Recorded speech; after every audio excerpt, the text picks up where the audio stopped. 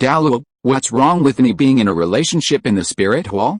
This video is purely for entertainment and does not infringe on copyrights or laws. The rights to the novel and image belong to the original author. We do not claim ownership. Don't like waiting and want to listen to this fanfic in full now? Subscribe to our Patreon, where you'll find the best fanfics. Chapter 151, Evil Soul Master?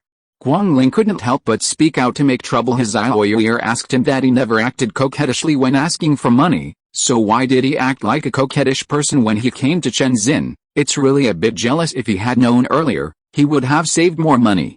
In this way, he might be able to capture someone's heart. After being undermined by Guangling, the atmosphere between Jinrinai and Shenzhen became a bit awkward. Shenzhen had already guessed that Jinrinai was going to cheat him out of his money, so he had no idea whether Jinrinai could repay the loan.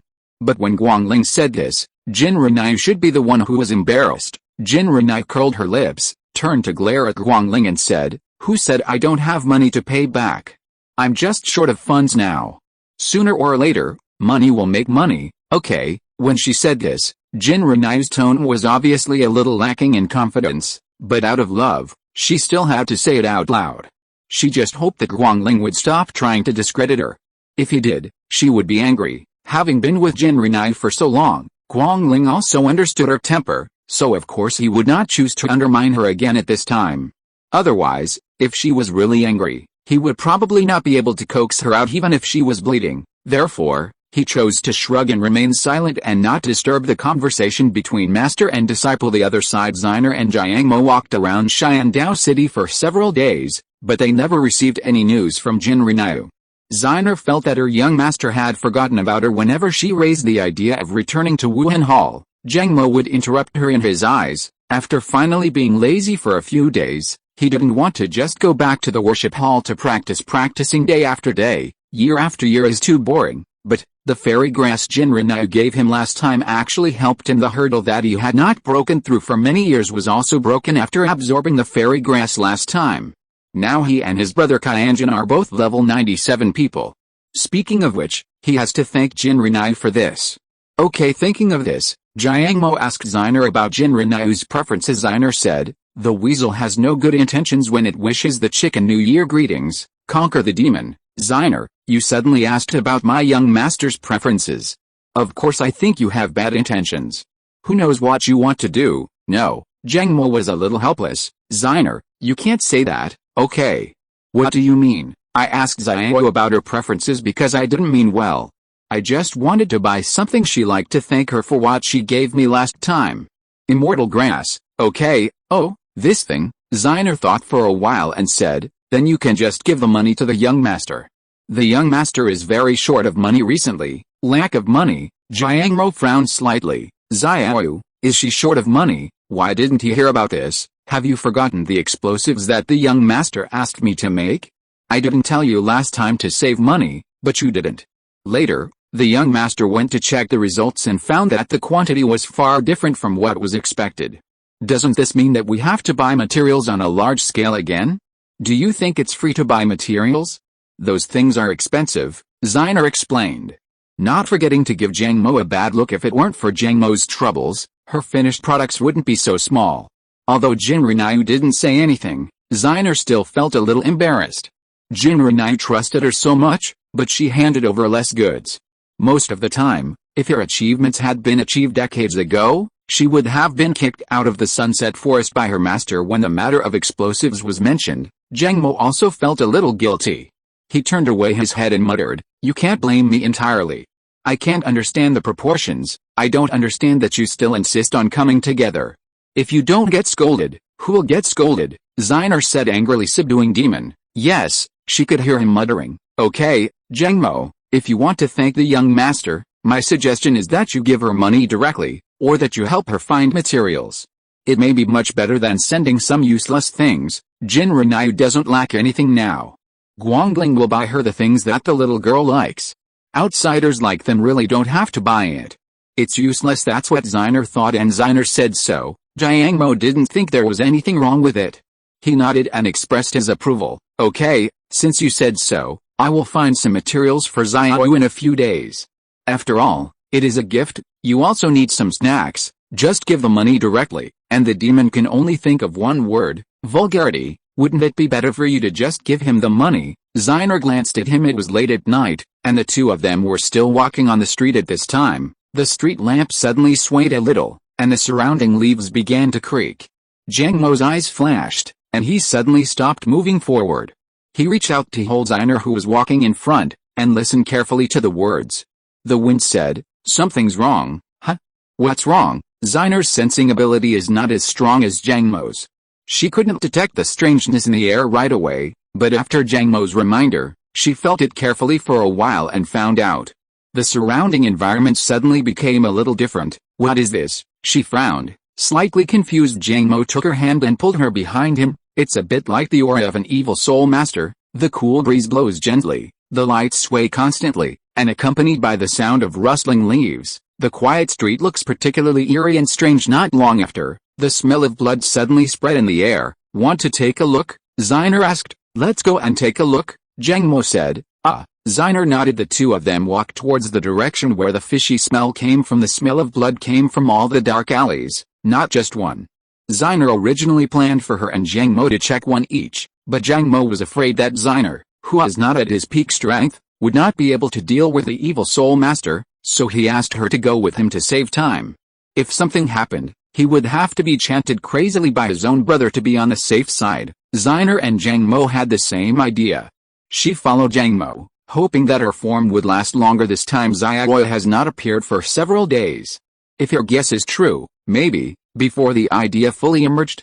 Xinar, who was following Zhang Mo, suddenly turned into little lolly Xiao Wu. Zhang Mo felt something was wrong with the aura behind him, and quickly looked back. Where's the person? Xinar. He immediately turned around again and shouted anxiously towards the darkness. Xiao Wu, brother, could you please take a look below? Hey, 2 pieces of food were actually delivered to my door. That little doll looks so cute, it must be delicious. End of this chapter. Chapter 152, Uncle Demon Conqueror. Okay? Little doll?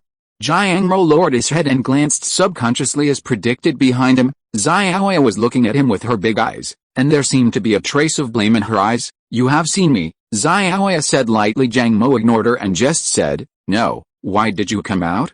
Where is Xinar? Going to bed, Xiao Wu said. I've been out for a long time, so naturally I need to go back and take a nap before I have the energy to play with you. Subduing demon. Why didn't he know that Xinar and Xiao Wu needed to rest after switching? Now is not the time to care about this, Uncle Zhang Mo. Xiao Wu pointed to the bottomless alley in front of her and said, there is a very bad smell in it.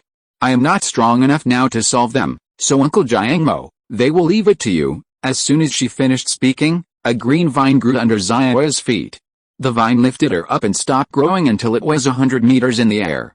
Uncle conquering the demon, come on. Xiao Wu knelt on the vine, glanced down, made a come on gesture to Zhang Mo, and then sat on it without saying anything else. Zhang Mo raised his head and glanced at her, feeling a little helpless. This Xiao Wu is good at everything, but she is a little too self-centered. When something happens, the first thing she thinks about is herself. In this regard, Xinar and she were quite different. However, Xiao Wu's strength is indeed not enough, and there is nothing to say about subduing the demon. He releases his soul power in all directions around him, and a stick with a length of 18 meters appears in his hand. The stick is very unique, with dragon patterns on it. The stick body also exudes a red aura, which is very powerful. The demon swung the stick, and as soon as he threw it away, bursts of screams came from deep in the alley. What? After a few screams, the stick thrown by the demon was taken back. Xiao Wu watched from above.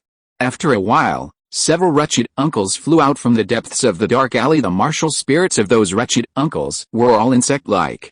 After being possessed by the martial spirits, they looked particularly ugly. Xiao Wu felt sick to her stomach just by looking at it. One of the wretched uncle's martial soul was a mosquito. After releasing the soul power, his body turned into the body of the mosquito. There were 2 tentacles on his head, and his dark eyes seemed to be covered with a convex lens, which made him look like a mosquito.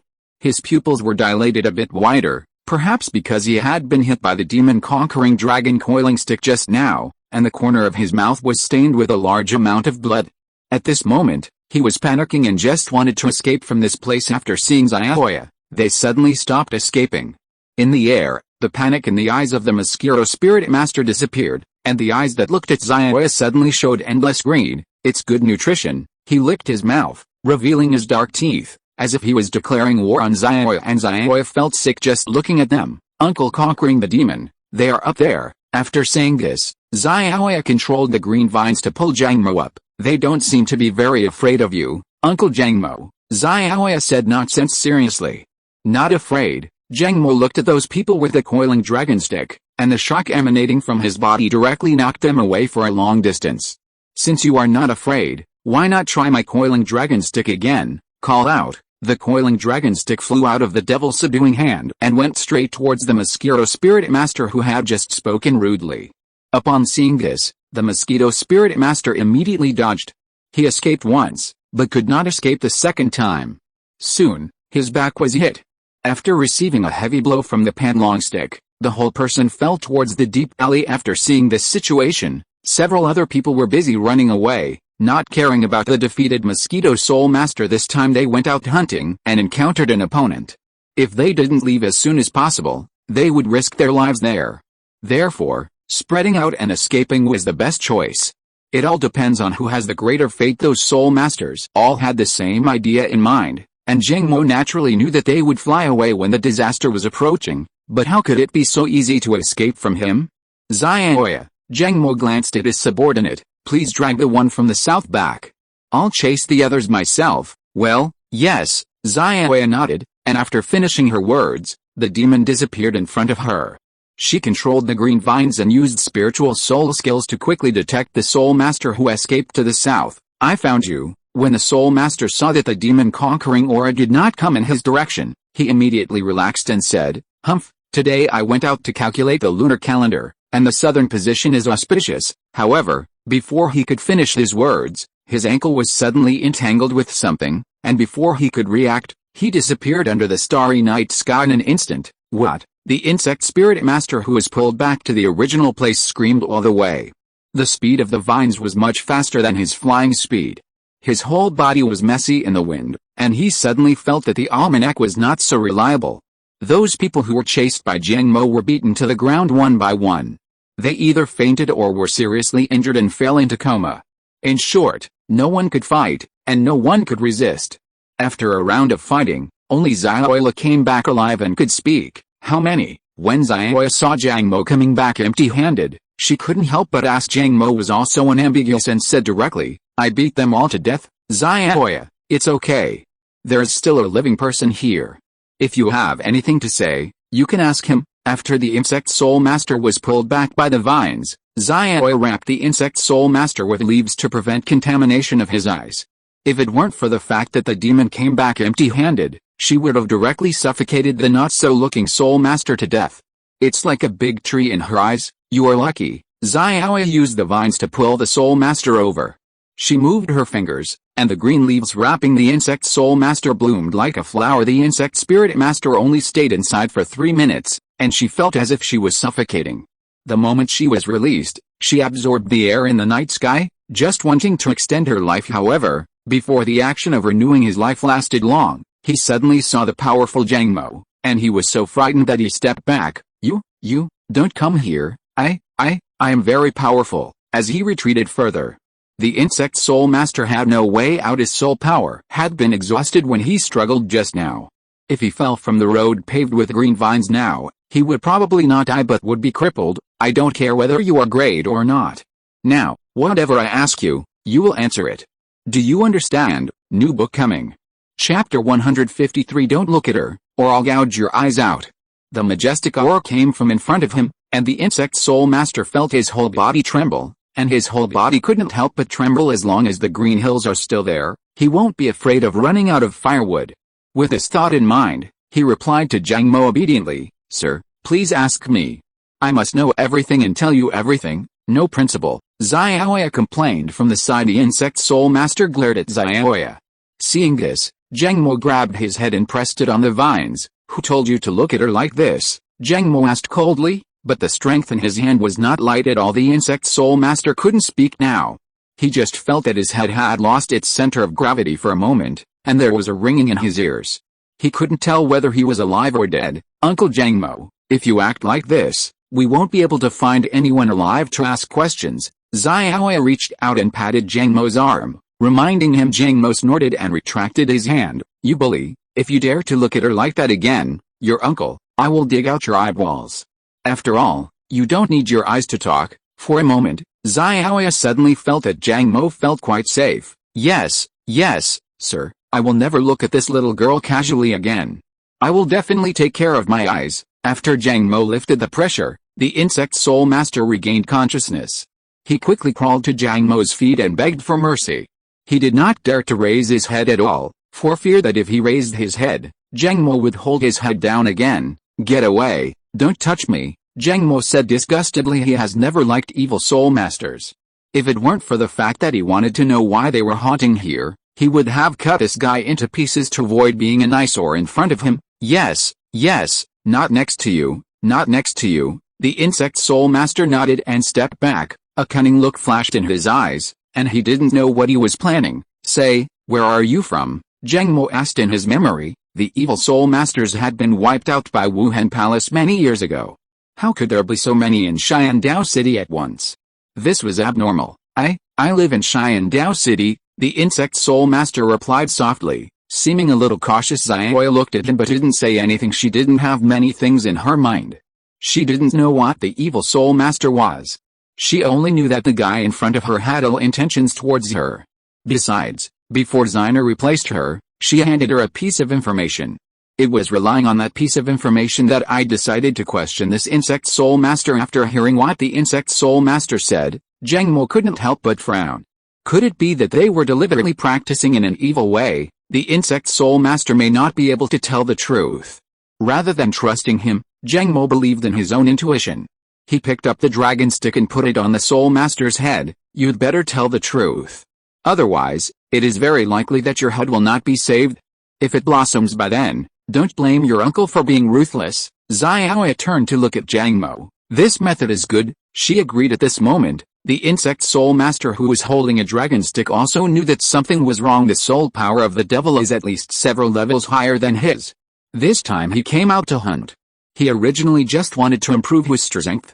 Who knows? Right now it doesn't matter. Even if he tells the truth, the strong man and the little lolly in front of him may not really let him go. It's better. The insect soul master's eyes flashed, and he replied with a trembling voice, Uncle, I didn't lie. I do live in Xiandao City. It was wrong for me to bump into you today. Please be kind and let me go. Be small. Xiao was silent for a while. Kill him, Uncle. Conquering the demon, she suggested. If you don't say something you like, what's the difference between you and a dead person? Xiao's voice was a little joking, and with her childish face, she looked a little yandier at this moment. Jiang Mo looked at her and narrowed his eyes slightly. He always felt that Xiao today was a bit impure. It seemed that there was also some temperament about Xiner mixed in. Sir, I'm just a little soul master who practices seriously. I really live in Xiandao City. I'm definitely not lying, a young soul master who practices seriously. The demon moved the coiling dragon stick and hit the insect soul master on the head and said, if you are a young soul master who practices seriously, why would you follow this evil cultivation path? Don't think that your uncle, I don't know what you are, evil soul master. If you don't explain properly, you will go see your accomplices. Don't. As soon as he heard that he was about to die, the insect spirit master showed great fear. He quickly shouted, I said it all. It'd be better if it didn't happen sooner. Jiang Mo took back the coiling dragon stick and stood like an old man. Xiao glanced at him from the side and said nothing. I don't know what it is about him that I really like. There's nothing in my whole body that compares to Guangling. Oh no, the height can compare. That's the only advantage. Xiao thought so and relaxed her vigilance. The insect soul master took out a token from his arms and offered it to the demon. Master, you will know after you look at this. Jiang Mo took a glance at the dragon stick. He opened his eyes suddenly. Is this 7 treasures? The next day, early morning, a girl wearing a blue mid-length skirt sneaked out of the VIP guest room. She knocked lightly on the door of the guest room and called softly, Yu, are you awake? I brought you breakfast, Yu. The girl tried to scream again, but there was still no response from inside. The girl curled her lips and thought to herself, could it be that she hasn't woken up yet? At this time, the patrolling guard passed by. Seeing that the girl was a little sneaky, he couldn't help but said, Miss, the guests inside have already gone to the front hall. If you want to find them, You have to go to the front hall. Yes, this girl who looks a bit sneaky is none other than the eldest lady of the Cabello Glazed sect. Ning-rong-rong seemed a little embarrassed when she was reminded by the guard. She coughed lightly and didn't say anything. She just turned around and walked to the front hall. The guard scratched his head, feeling a little strange. Why did their eldest lady seem to pay special attention to sect protector Douluo's apprentice? Does Sword Douluo's apprentice have a bruise on his face? How could the always arrogant young lady pay so much attention to her? Really weird. The guard shook his head and continued patrolling. Ning-rong-rong, on the other hand, ran all the way to the front hall. As soon as they arrived, they heard Jin Rinai saying goodbye to Chen Xin, and many more. End of this chapter. Chapter 154. Back to the first meeting. Leaving so soon? After hearing this, Ning-rong-rong immediately called out to stop the person. She walked into the hall from outside and faced Jin Rinai. You, are you leaving so soon? Ning-rong-rong looked very reluctant to give up. She seemed to have something to ask Jin Rinai. Chen Xin looked at her and said, Rong, Grandpa Jian. Ning-rong-rong saluted respectfully, turned around, and looked at Jin Rinai again. You, why don't you play for a few more days? Xiuqing and I both want to catch up with you. No, Jin Rinai smiled and refused. I still have some important things to do.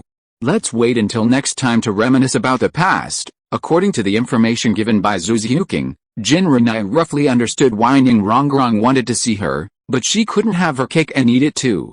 If the Seven Treasures Glazed sect chose Tang San, it would be impossible to do her business anymore.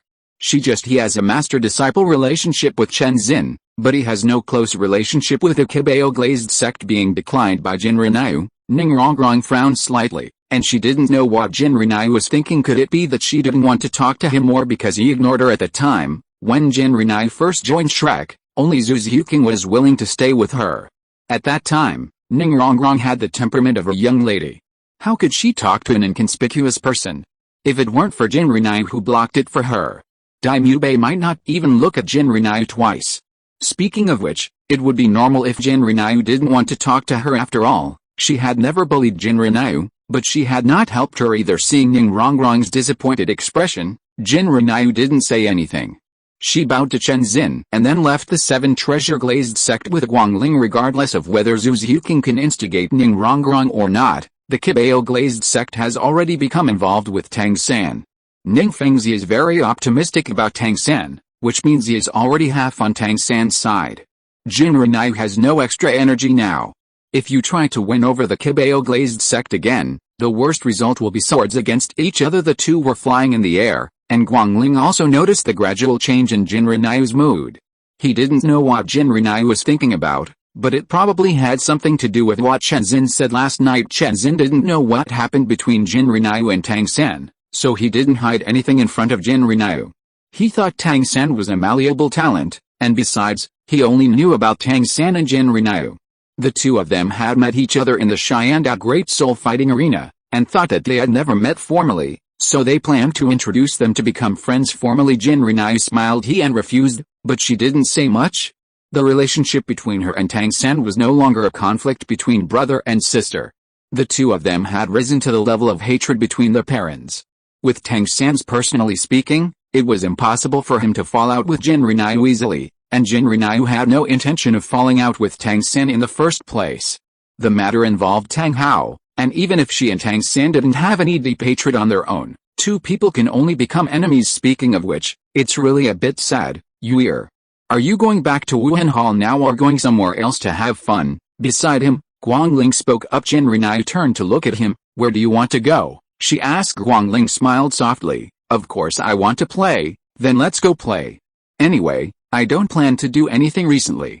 It just so happens that I can find an open place to try the Jiulian sword, and it will confirm my guess. The two of them immediately changed direction and flew towards the Star Dou Forest. Setting off from the Cabello Glazed sect in the early morning, Jin Rinai and Guangling arrived at the Star Dou Forest at noon. Jin Rinai raised her eyes and looked at the forest shrouded by towering trees, feeling a little emotional in her heart. Yue, is it okay to try out the sword here? Guangling didn't expect that Jin Rinai would drag him to the Star Dou Forest. There were many soul beasts in the Star Dou Forest, and the scope of the Jiulian sword was not narrow. If he tried the sword in this place, he might provoke something difficult to deal with. What to do with this spirit beast? Although he can solve most of them, it's pretty good. Just try it on the outside. Jin Renai summoned the Jiu Lian sword, then mobilized the vast soul power in her body, and injected this soul power into the hilt. The Jiu Lian sword instantly glowed, but this light was still red, not what Shenzhen said. Said green. Jin Renai knew in her heart that the soul power in her body was not produced by herself, but was injected into her when Jiu Zioner used flower buds to raise her. This soul power belonged directly to Jiu Zioner. How could Jiu Lian's sword deal with this soul? The reaction to the force is exactly the same as the reaction to her own soul power? Is it fused? Jin Renai swung out a sword energy, and there was a roar of wind in the Star Dou Forest, mixed with the shouts of some soul beasts after injecting that soul power. The power of Jiulian's sword is indeed more powerful than before. Not only Jin Renai can feel this, but Guangling can also clearly sense it. Guangling knew that Jin Renai had a strong soul power. The last time Jin Renai went to take the divine examination, he forced Xiao Fenghuan to tell everything he knew, because Guangling had something because of Little Phoenix's beast mark, he could naturally see its soul body. Speaking of which, Guangling could even touch the soul body more easily, so under his coercion and inducement, Little Phoenix could only honestly tell some of what he knew. Of course, he never mentioned the matter of divine patterns and divine threads, as he was afraid of being punished by God. Yue, could it be that those powers that appeared last time made you fuse? Guangling reminded him loudly. Jin Renai had experienced a power impact during the second test before. Guangling believed that the power impact at that time might be related to the soul power in the fused body. After all, Lu Yaxin's soul power was close to that of Juxiner. At that time, she injected soul power into Jin Renai to accept those powers, and Jin Renai accepted this sudden power with the help of that soul power. Therefore, Guangling felt that this statement made sense, possible. Apart from this statement, Jin Renai could not think of anything else. But speaking of it, she was lucky enough not to be pushed to death. She didn't know how her mother's soul power was introduced into her body. Strange. Putting away the Jiulian sword, Jin Renai took Guangling's hand without saying a word. Moon. Guangling looked at her, but before she could react, she was pulled by Jin Renai and ran into the forest. Jin Renai ran all the way to the place where they first met. The forest was still the same as before, with no changes. She tightened Guangling's hand and looked at the branch where Guangling was when she first saw him. Guangling followed her gaze and subconsciously recalled the first time he saw Jin Renai in his mind. Why did you suddenly think of coming to this place? End of this chapter. Chapter 155. Guangling was a little dazed. He looked at Jin Renai standing in front of him, and suddenly thought that in just over a year, Jin Renai had grown from a little one to a big girl. It was really a bit fantasy. There's so much to think about. Come here to relax and unwind. Jin Renai let go of Guangling's hand, pointed to the branch above her head and said, "Did you just stand here and see me?" "Here." Guangling raised her eyes and raised her eyebrows. "No." "Then where did you see it?" Jin Renai asked. "You can't say that he happened to be passing by, right?" Guangling raised the corner of her mouth slightly and smiled. "Want to know? Well, I want to know." Jin Renai nodded. Guangling said, "Then we have to make an agreement first. If I tell the truth, you can't be angry." "Angry?" Jin Renai narrowed her eyes. "Could it be this guy?" "Okay, I'm not angry," she agreed immediately, wanting to see what Guangling had to say. Guangling reached out and grabbed Jin Renai's arm, jumped up, and immediately sat on a strong branch. He shook his feet and said, "I actually saw you that day, when the Titan giant ape appeared. I noticed that something happened in one direction, but no matter who provoked the Titan ape, it had nothing to do with me, so I naturally didn't care about it. Later, when I was about to go back, I suddenly heard your cry. I followed that ugly soul beast and watched you all the way. To be honest, Yue, when you ran away for your life, I felt like I was playing a game. I suddenly became interested, so I didn't save you immediately. However, I am not a person who sees injustice on the road. Originally, I planned to save you, but I happened to have nothing to gain that day. In addition, it had been several years since Xiaoxu left the shrine hall. The shrine hall was really not lively. I think you look pretty good. It's okay to take you back and be your lively boy. Who knows? Not only is your innate soul power terrifying, but you have also started the divine test, which is really a mistake." "Huh? Lively boy?" Jin Renai sat down next to Guangling. She put her head in front of Guangling, showed a fake smile and said, "Aling, you have gone too far without saving me. I didn't expect you to save me, not because of your good intentions, but because you want to take me back to be a lively boy." A Guangling Kyanqian opened a distance between himself and Jinrinyu. He twitched the corner of his mouth and said, "Yue, didn't you promise not to be angry?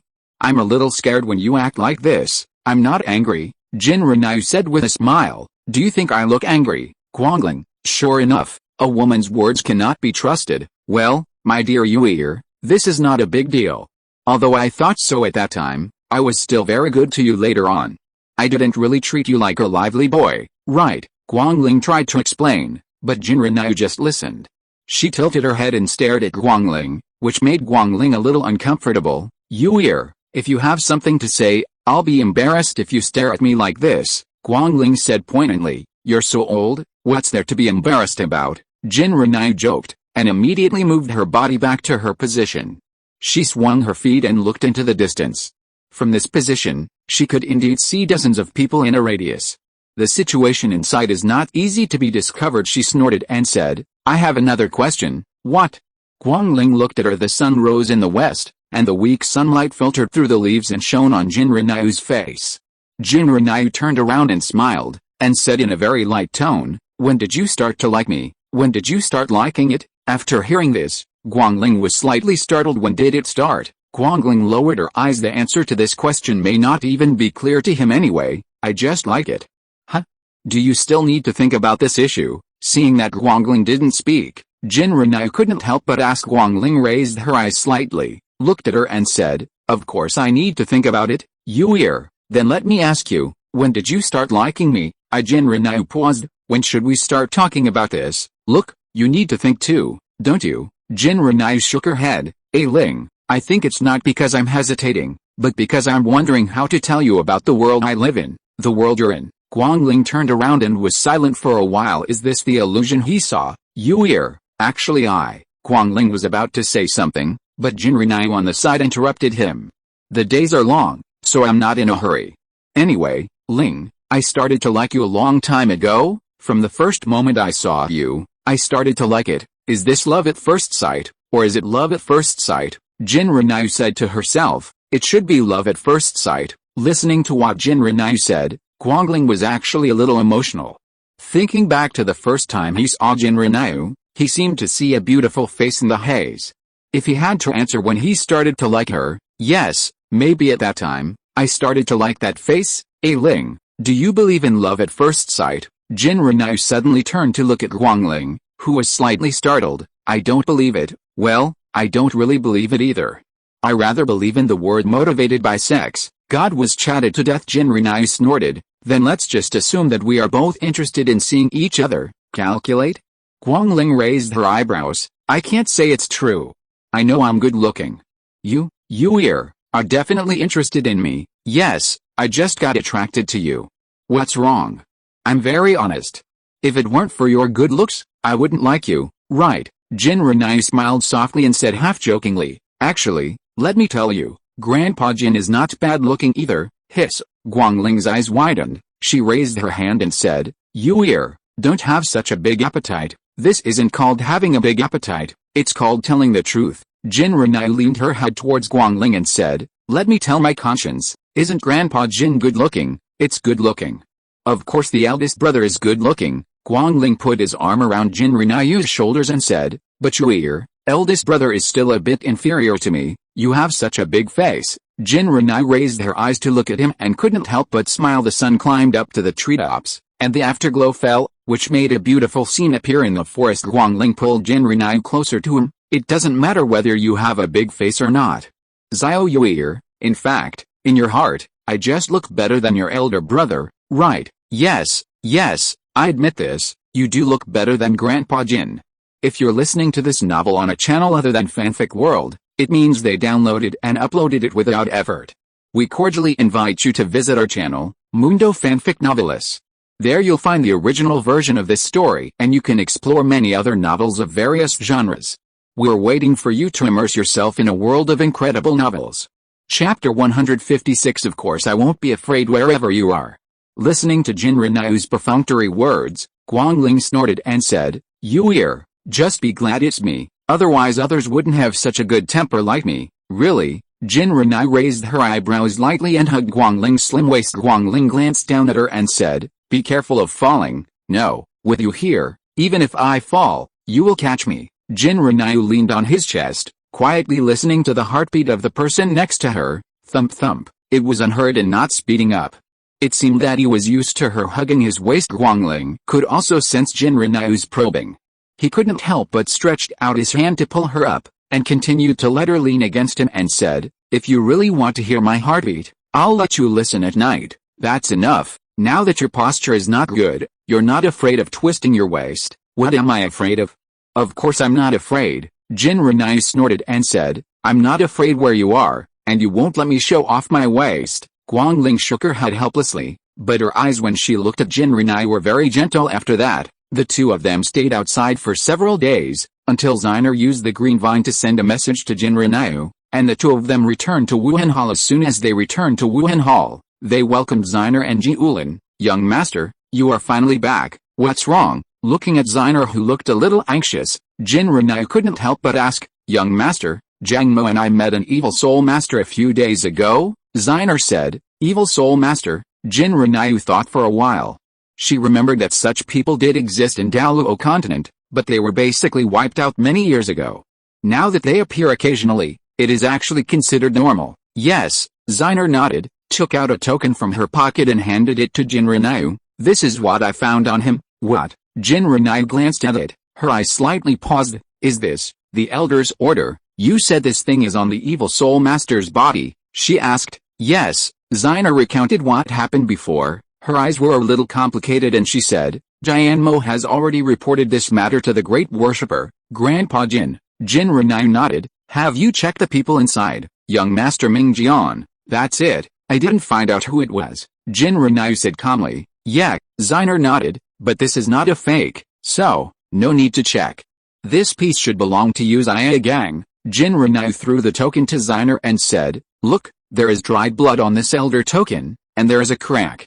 This crack is the traces left when I destroyed Yu Xia gang. I guess it was picked up by something at that time." Jin Renai analyzed it, but she didn't think that the appearance of the evil soul master was a bit sudden. There was no way there were no evil soul masters on this continent. She knew this, but it was indeed a bit strange to see them appear in groups. "Is that all?" Jin Renai looked at Xiner. Xiner nodded and said nothing. "Since Grandpa Jin knows about this matter, he has a clear conscience, so we don't need to worry about it." Jin Renai patted Xiner's shoulder and said, "It's you. How long will it take for you and Xiao to merge?" "We're not sure about this yet.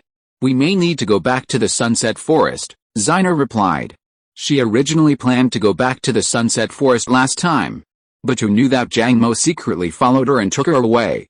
"There's nothing we can do about it, and we don't know when the division will end. Do you need us to accompany you?" Jin Renai asked. Now Xiner's strength is not as strong as before.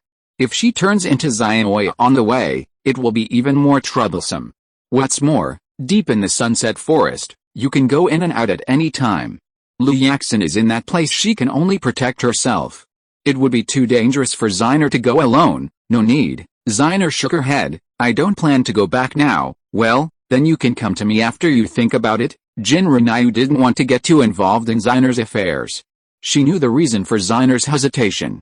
If she and Xiao merged into one, it would be Lu Yaxin, not the Xiner who was arguing with Jiang Mo. Lu Yaxin only focuses on her lord and young master, but Xiner is different.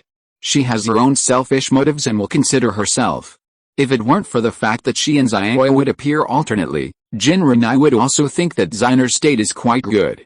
"Okay, yes, I know, young master," Xiner replied without saying anything. Then, she seemed to have thought of something, and said with a worried look on her face, "Young master, I heard from Xiao Jiu that you are ready to practice divine patterns." "Yeah," Jin Renai blinked. "If I want to find the whereabouts of my father, I can only rely on divine patterns. As for the 3 awakenings you told me, I think it is also necessary. My intuition tells me, the flower god test will begin at that moment." "Flower god test?" Xiner's face changed and she said a little incredulously, "Young master, I will tell you about this later. It will take about 1 to 3 years for me to practice the divine patterns. During this period, if you need to return to the Sunset Forest, let Xiaoju accompany you. He now has with my soul power. He can easily solve some things that you can't solve." Jin Renai smiled, but didn't say much about the divine patterns. From the moment she knew that Jiayu's inner was the flower god, she had suspected that Liu Yaxin was the spokesperson of the flower god. After all, Liu Yaxin had similar spiritual patterns to hers. If it was true as she guessed, there was a high probability that Liu Yaxin would be the spokesperson of the flower god. Liu Yaxin may have something to do with the flower god examination. She has been guarding her for so long. Jin Renai wouldn't believe it if she said she had no identity with this in mind. Jin Renai didn't mention the matter of the spiritual alliance designer. Who knew that Xiao was so quick to talk and talked about everywhere? She was really a phoenix-type talkative woman. Seeing that Jin Renai wanted to conceal it, Ziner didn't ask any more questions. She nodded to show that she understood. Jiayu Lan looked at Jin Renai, feeling a little uneasy and didn't know why. Subsequently, Jin Renai set the time to practice the divine patterns in 1 month. As for why it was a month later, it was because she wanted to spend a good month alone with Guangling. After all, if she wanted to quickly cultivate the divine pattern, she would not be able to interfere with the outside world during the period of cultivation. Therefore, she has to put aside all the external matters, and leave all the more important matters to Ziner and Jiulin. If the time is similar, she should cultivate the divine pattern before the continent-wide Soul Master Elite competition. According to the original plot development, Xiao Wu's identity will be discovered by BB Dong after the finals, but that will be under the circumstances of Acacia heartbreak. She had taken away the love sickness in the eyes of ice and fire. Logically speaking, the dead rabbit had nothing to hide its aura. Humph, thinking about it this way, it is not certain whether Dead Rabbit can successfully reach the time of participating in the competition. Chapter 157. I'll marry you, okay? A few days later, Jin Renai rarely took a break, so she slept until the sun was shining 3 hours before getting up in the Wuhan Palace. Guangling was not so arrogant and upright, so he naturally did not sleep with her. However, they usually stayed together. Except for being a little more arrogant in the Mingayu Palace, they were a little more arrogant in other places. Still very low-key since Jiang Mo came to Mingayu Palace every now and then to look for Ziner. Guangling asked Ziner to live in Jiang Mo Palace directly, saving Jiang Mo from running back and forth. Ziner was not happy at first, but Jin Renai gave her a choice. After some hesitation, she still chose to go. In Guangling's words, it's just grinding and chirping. As soon as Ziner left, Mingayu Palace didn't get much quieter. The main reason is that Xiao Jiayu is a conspicuous person who makes noise all day long and ruins Guangling's good deeds from time to time, so that Guangling often grabs him and beats him up, and Xiao Jiayu directly complained to Jin Renai after being beaten. Jin Renai was a little helpless, but she still comforted Xiao Jiayu in a good voice. By the way, she called Jiayu Lan to treat Xiao Jiayu on this day. Jin Renai and Guangling were going out together. Xiao Jiu saw it and hurriedly followed them. Master, I also want to go out to play. You two can take me with you. No, Guangling snorted, directly rejecting Xiao Jiayu. Xiao Jiayu rolled his eyes at Guangling, and in a flash, he looked at Jin Renai with a smile. Master, Xiao Jiayu hasn't gone out to play for a long time. Just take Xiao Jiayu out to play. You will wear this conspicuous bag every time. Take me with you. Xiao Jiu also wants to be taken with me. Master, I am your Xiao Jiu. You can't treat me favorably. What's the point of favoring one over the other? You know how to get into trouble all day long, so it's better to stay at home and be safe. Before Jin Renai could reply, Guangling spoke first. He reached out and poked Xiao Jiayu's forehead, expressing his determination that he didn't want to take him out. As for Xiao Jiu, she had a bad face towards Guangling, but she had a different look towards Jin Renai. When Guangling saw this, he couldn't help but raise his eyebrows. Hey, I recently learned a new trick called face changing. Shut up. You are so annoying, you are so conspicuous, Xiao Jiayu said angrily. You know how to interrupt the master. The master hasn't spoken yet, and you are just chirping here. Why, I am you, my little phoenix. Guangling nodded. You are really right. You are my little phoenix. Who is your little phoenix? You are so shameless. Xiao Jiayu scolded. Guangling shrugged helplessly. You are scolding me, but you are also my little phoenix, and your master belongs to me. Why, aren't you your masters? You? Xiao Jiu suddenly became speechless. Hey, this conspicuous bag makes sense. Okay, stop teasing him. Jin Renai reached out to stop Guangling. He's a little confused. Just talk to him appropriately. Don't really get into trouble with him. Well, okay. Guangling replied nonchalantly and said no more. He smiled softly and set his sights on Xiao Jiayu. To be honest, He thinks Xiao is quite interesting. It's okay to have sex with Xiao, which is pretty good. Little 9, after taking care of Guangling, Jin Renai looked at Xiao Jiu raised his head and looked at Jin Renai. He blinked and said seriously, well, Xiao Jiu is here. Master, please tell me. Jin Renai smiled, reached out and touched Xiao Jiu's head and said, I can take you out today, but you have to be obedient, okay? Master, I am very obedient. Xiao Jiu jumped up excitedly and said at this time, Guangling, who was closing her eyes at the side, said, hey, Yue, there's nothing wrong with taking him. Jin Renai and Guangling looked at each other and said, we are going out to play anyway, just let him play alone. Fine. Guangling was a little helpless. A couple going out on the street with a child looks a bit like a family of 3 after leaving Wuhan Hall. Xiao Jiu was like a horse that had taken off its reins, heading straight to various stalls, buying this and that.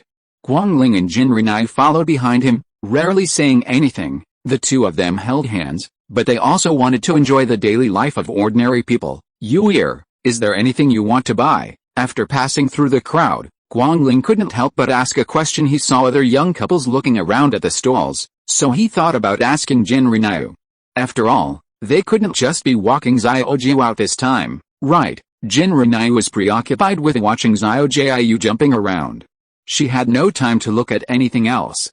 She waved her hand and said with a smile, what I want is not available here. It would be more interesting to watch Xiao Jiu. Guangling followed Jin Renai's line of sight. Xiao Jiu seemed to be much more excited than them. He might get lost if he wasn't careful, but Xiao Jiu and Jin Renai had telepathy, so there was no need to keep watching. In response, Guangling pulled Jin Renai's hand and said, Yue, we are not here to walk the baby. We keep watching, it's not interesting for him to see, it's okay. The main reason is that Xiao Jiu's IQ is not high. I'm afraid that he will be deceived, Jin Renai said. Oh, Guangling thought for a while, it seems so. Jin Renai smiled softly. Ling, is there anything you want to buy? I can make an exception and buy it for you today. Look what you said. What do you mean by making an exception? Guangling glanced down at her, took back his hand, put it directly on her shoulder, pulled her into his arms, smiled and whispered, all I want is you, and if you can accompany me out for a walk every day, that will be priceless. It's not something that $1,000 can't buy. Jin Renai raised her eyes. This can still be measured in money. Huh? What should I say? Are you going to sell your time? Yes, Jin Renai nodded. 1,000 gold soul coins an hour. Do you want to buy it? Guangling thought for a while. 1,000 an hour? Yeah, 1,000 an hour. A bit expensive. Guangling smiled and asked, can I pay on credit? No. Jin Renai shook her head. I only support cash, not here. That's it. That month, please give me a little extra pocket money, otherwise, I won't even be able to see my own little wife. Who is your little wife? Jin Renai glared at him. Speak carefully. Haha. Guangling laughed loudly. I don't know who is who, Yue. How about I marry you before the matter is settled? What? Jin Renai was stunned for a moment and suddenly stopped. The bustling street market seemed to have quieted down at this moment. Her eyes trembled slightly, and she subconsciously looked up at the person next to her. Did I hear you right? Ling, what did you just say? Guangling smiled slightly, shining like a warm sun into Jin Renai's heart. I said, after the matter is settled, I will marry you, okay? End of this chapter. Chapter 158. Wait until the dust settles. Jin Renai seemed to be hesitant in her heart, but she still smiled slightly and nodded in agreement. Okay, really? Guangling asked, wanting to be sure. Although the smile on Jin Renai's face was well hidden, he had always observed carefully, and it was impossible not to see a trace of hesitation in her eyes. As for Jin Renai's hesitation, he actually knew it in his heart. Her father's whereabouts are still unknown. Even if he can be found later, it may not be good news. There is no way of knowing what will happen by then. His intuition told him that things were not that simple. It's really good, Jin Renai confirmed. She lowered her eyes, not knowing what she was thinking. After receiving Jin Renai's second response, Guangling was relieved. He nodded and said, then I will talk to my eldest brother when I go back today. Talk to Jin Daoliu?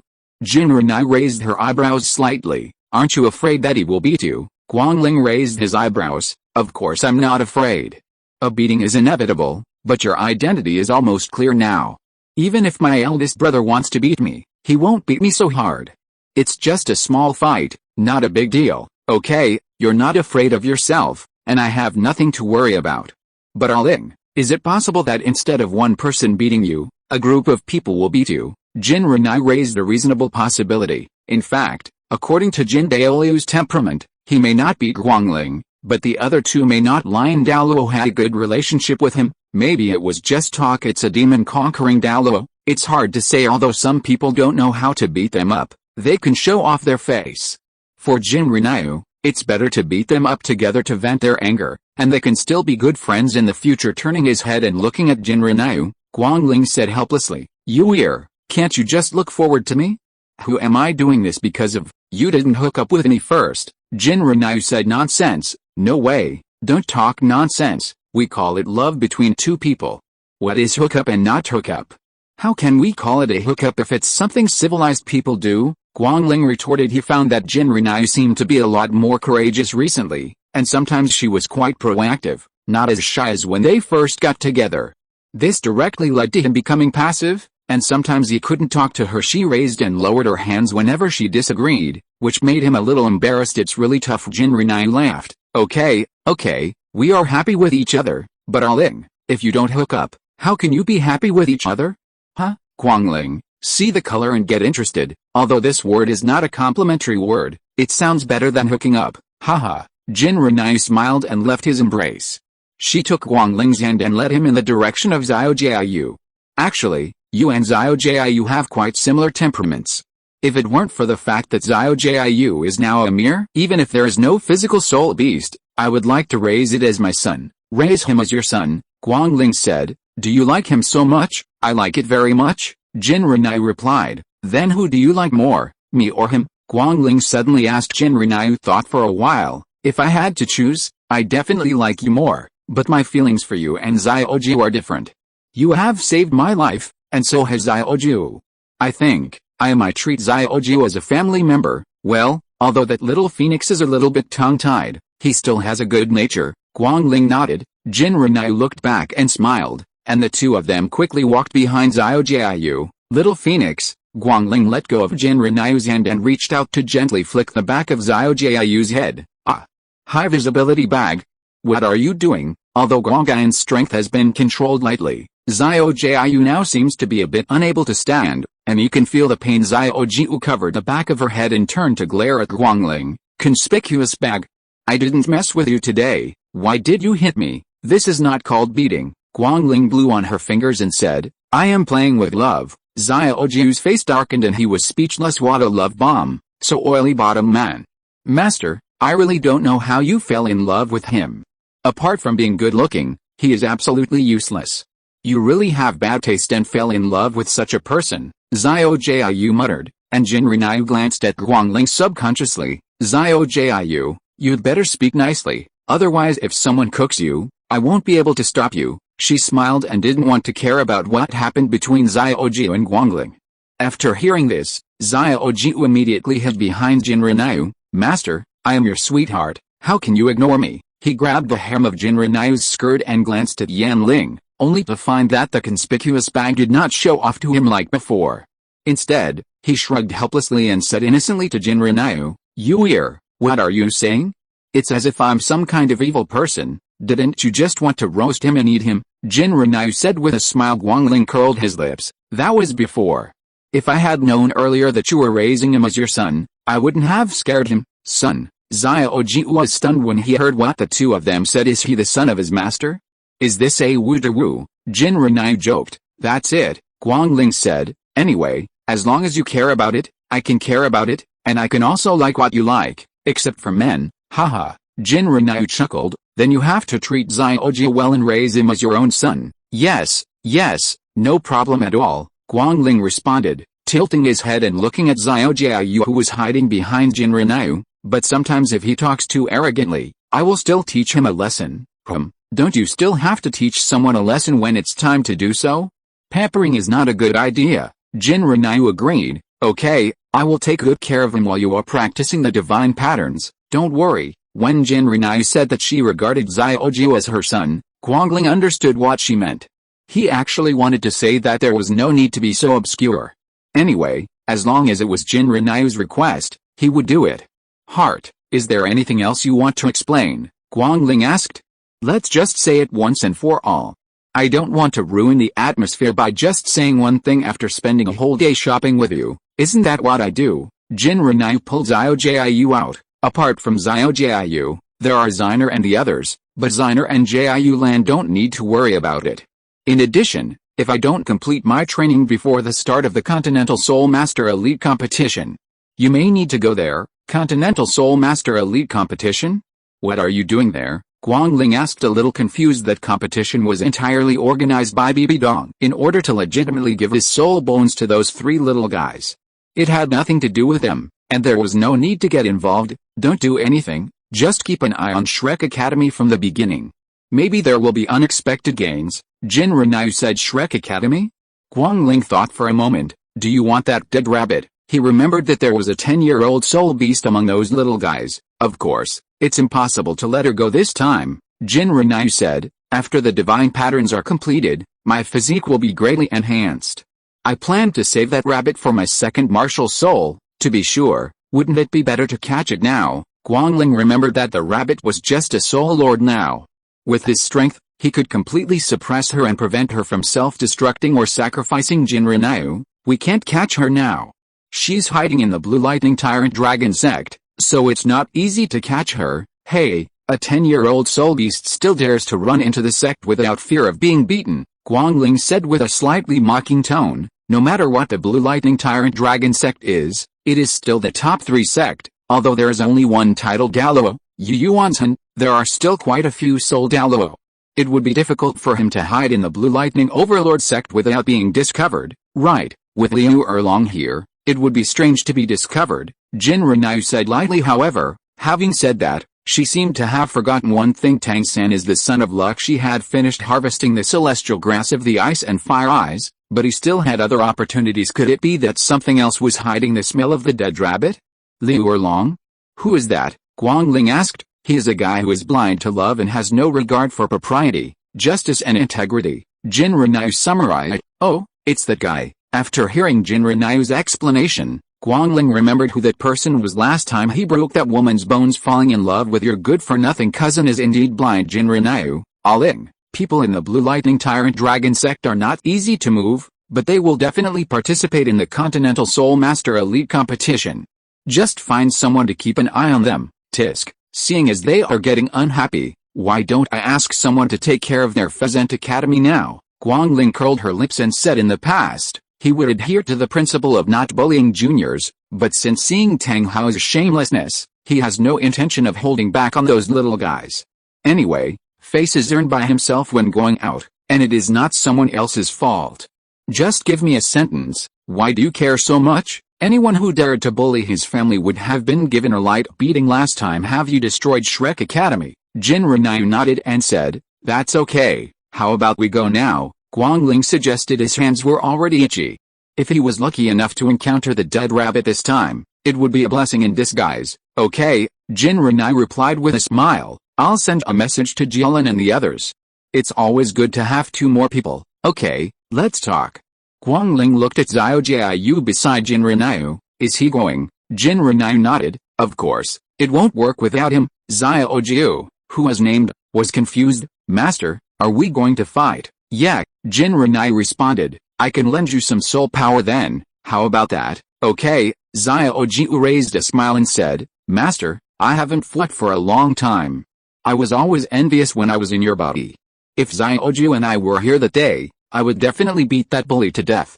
Big guy, don't brag, he'll hit you, Jin Renai revealed ruthlessly. Thank God that you can beat that rabbit now. Xiao Jiu felt aggrieved, but she really had no words to refute. With his current strength, let alone hunting rabbits, it would be difficult to fight Jiu, and he might not even be able to beat the auxiliary soul master. The more Xiao Jiu thought about it, the angrier he became. Master, give me explosives and I'll blow them up. Jin Renai, then you have to ask Xiner for it.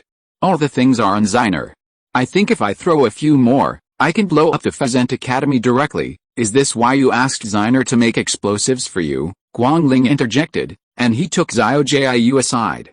The adults will speak, and the children will go aside first. Xiao Jiu, 6, no. Jin Renai shrugged. Originally I planned to use it to blow up other places, but now it's just a last resort. So I'll use it first. Okay, let's go there first. Jin Renai responded, and then the two of them spread their wings. Guangling picked up Xiao Jiu and flew towards the Xiandao Empire at the same time. Jiu Lan, who was in the Wuhan Hall, received a message from Jin Renai. She went to the Demon Conquering Hall to call Xiner, and the two of them rushed to the place Jin Renai decided with explosives originally. Xiner and Zhang Mo had agreed to make explosives together, so when Zhang Mo went out to get some materials, the man disappeared, along with the prepared explosives. The entire Zhang Mo hall suddenly became empty, and the corner of his mouth was slightly with a twitch. She thought that Xiner was really unloyal. She left without even saying a word to him. Damn it! Within the territory of the Heaven Dao Empire, Shrek Academy is located in a secluded mountainous area. You need to pass through jungle rice fields and along Lois Road to reach it. Fortunately, Jin Renai and Guangling were flying, and there was no need to take the twisted path. Xiao Ju watched from above. Due to the special location of Shrek Academy, there were many places with lights among the mountains. I guess that's it, Master, is that the one? He pointed to a place with a little light below. They were flying a bit high now, so they couldn't see very clearly below. Jin Renai relied on her vague memory to find her location. At Xiao Ju's reminder, she stopped. Flying below, Guangling followed her, and soon the two of them landed in front of a rather shabby-looking academy. Shrek Academy. There are 5 big characters written on the plaque. It's really Pheasant Academy. Guangling couldn't help but complain. Xiao Ju, the houses I lived in back then were not so simple. As he finished speaking, the plaque hanging on it suddenly became loose and almost fell off. Jin Renai, this is still as bad as ever, but they should merge with Lanba Academy in a while, and it will be renamed Shrek Academy. Then why are we here? Xiao Jiu asked. It hasn't been moved yet, just wait and see. The new book is next door, please read it. Chapter 159. Ask for leave. Period. Chapter 160. Neuropathy. Xiao Wu rushed back in time and happened to see Tang San, whose heart was pierced by the Jiu Lian sword. Her pupils trembled suddenly and she cried out in pain. No. Brother, huh?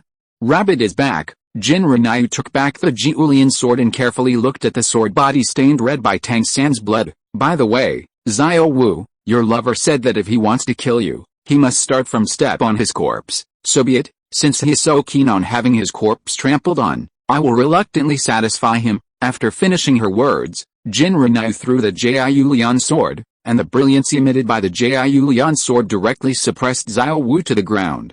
At this moment, Xiao Wu could not use the sacrifice, considering her current soul power is simply not enough to break free from the oppression brought by Jiulian sword. Seeing Jin Renai walking towards Tang San, Xiao Wu said in horror, what do you want to do? Jin Renai, are you crazy? He is your brother. Brother. Jin Renai stopped and turned to look at Xiao Wu. She seemed to have heard something funny, and a dangerous light suddenly appeared in her beautiful eyes. Now I know that he is my brother. What about when you let the Titan giant ape shit me away? At that time, why didn't you think that I was his sister? Oh, but it doesn't matter. You can reunite with him soon. I won't let him be too lonely old. No, do not want. Xiao Wu said heartbrokenly. She watched helplessly as Jin Renai stepped on Tang San's body again. Her heart ached, tears streaming down her face, and she suddenly spat out a mouthful of blood. Jin Renai, you deserve to die. Only the weak will say cruel words without restraint. Jin Renai walked up to Xiao Wu and reached out to grab her face. As a soul beast, there's nothing wrong with you wanting to turn into a human being, but you shouldn't come out and show off when you're just a weakling. If you have the ability, let me go. Xiao Wu glared. If it weren't for the fact that she didn't know that the sword in Jin Renai's hand had such strong suppressive power, she would have used sacrifice long ago. If it didn't work, even if it was self-destruction, it doesn't matter to her that she drags Jin Renai to die with her. This woman, she should have been shot to death by Erming. The vicious look in Xiao Wu's eyes made Jin Renai couldn't help but smile.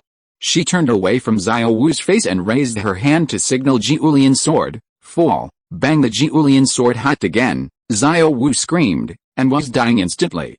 She fell to the ground, but her eyes kept looking at Tang San. She stretched out her hand, as if she wanted to crawl to Tang San's side. Jin Renai saw this, stepped on Xiao Wu's hand. Xiao Wu groaned. The power of the Jiulian sword is not something that their level can withstand, not to mention that Jin Renai has used the soul power in her body to fuse the Jiulian sword. Even Tang Hao may not be able to withstand the current Jiu Lian sword. Get good fruit. Jinri moved her index finger, preparing to use the Nine Lian sword to stab Xiao Wu again. However, at this moment, her soul trembled for unknown reasons.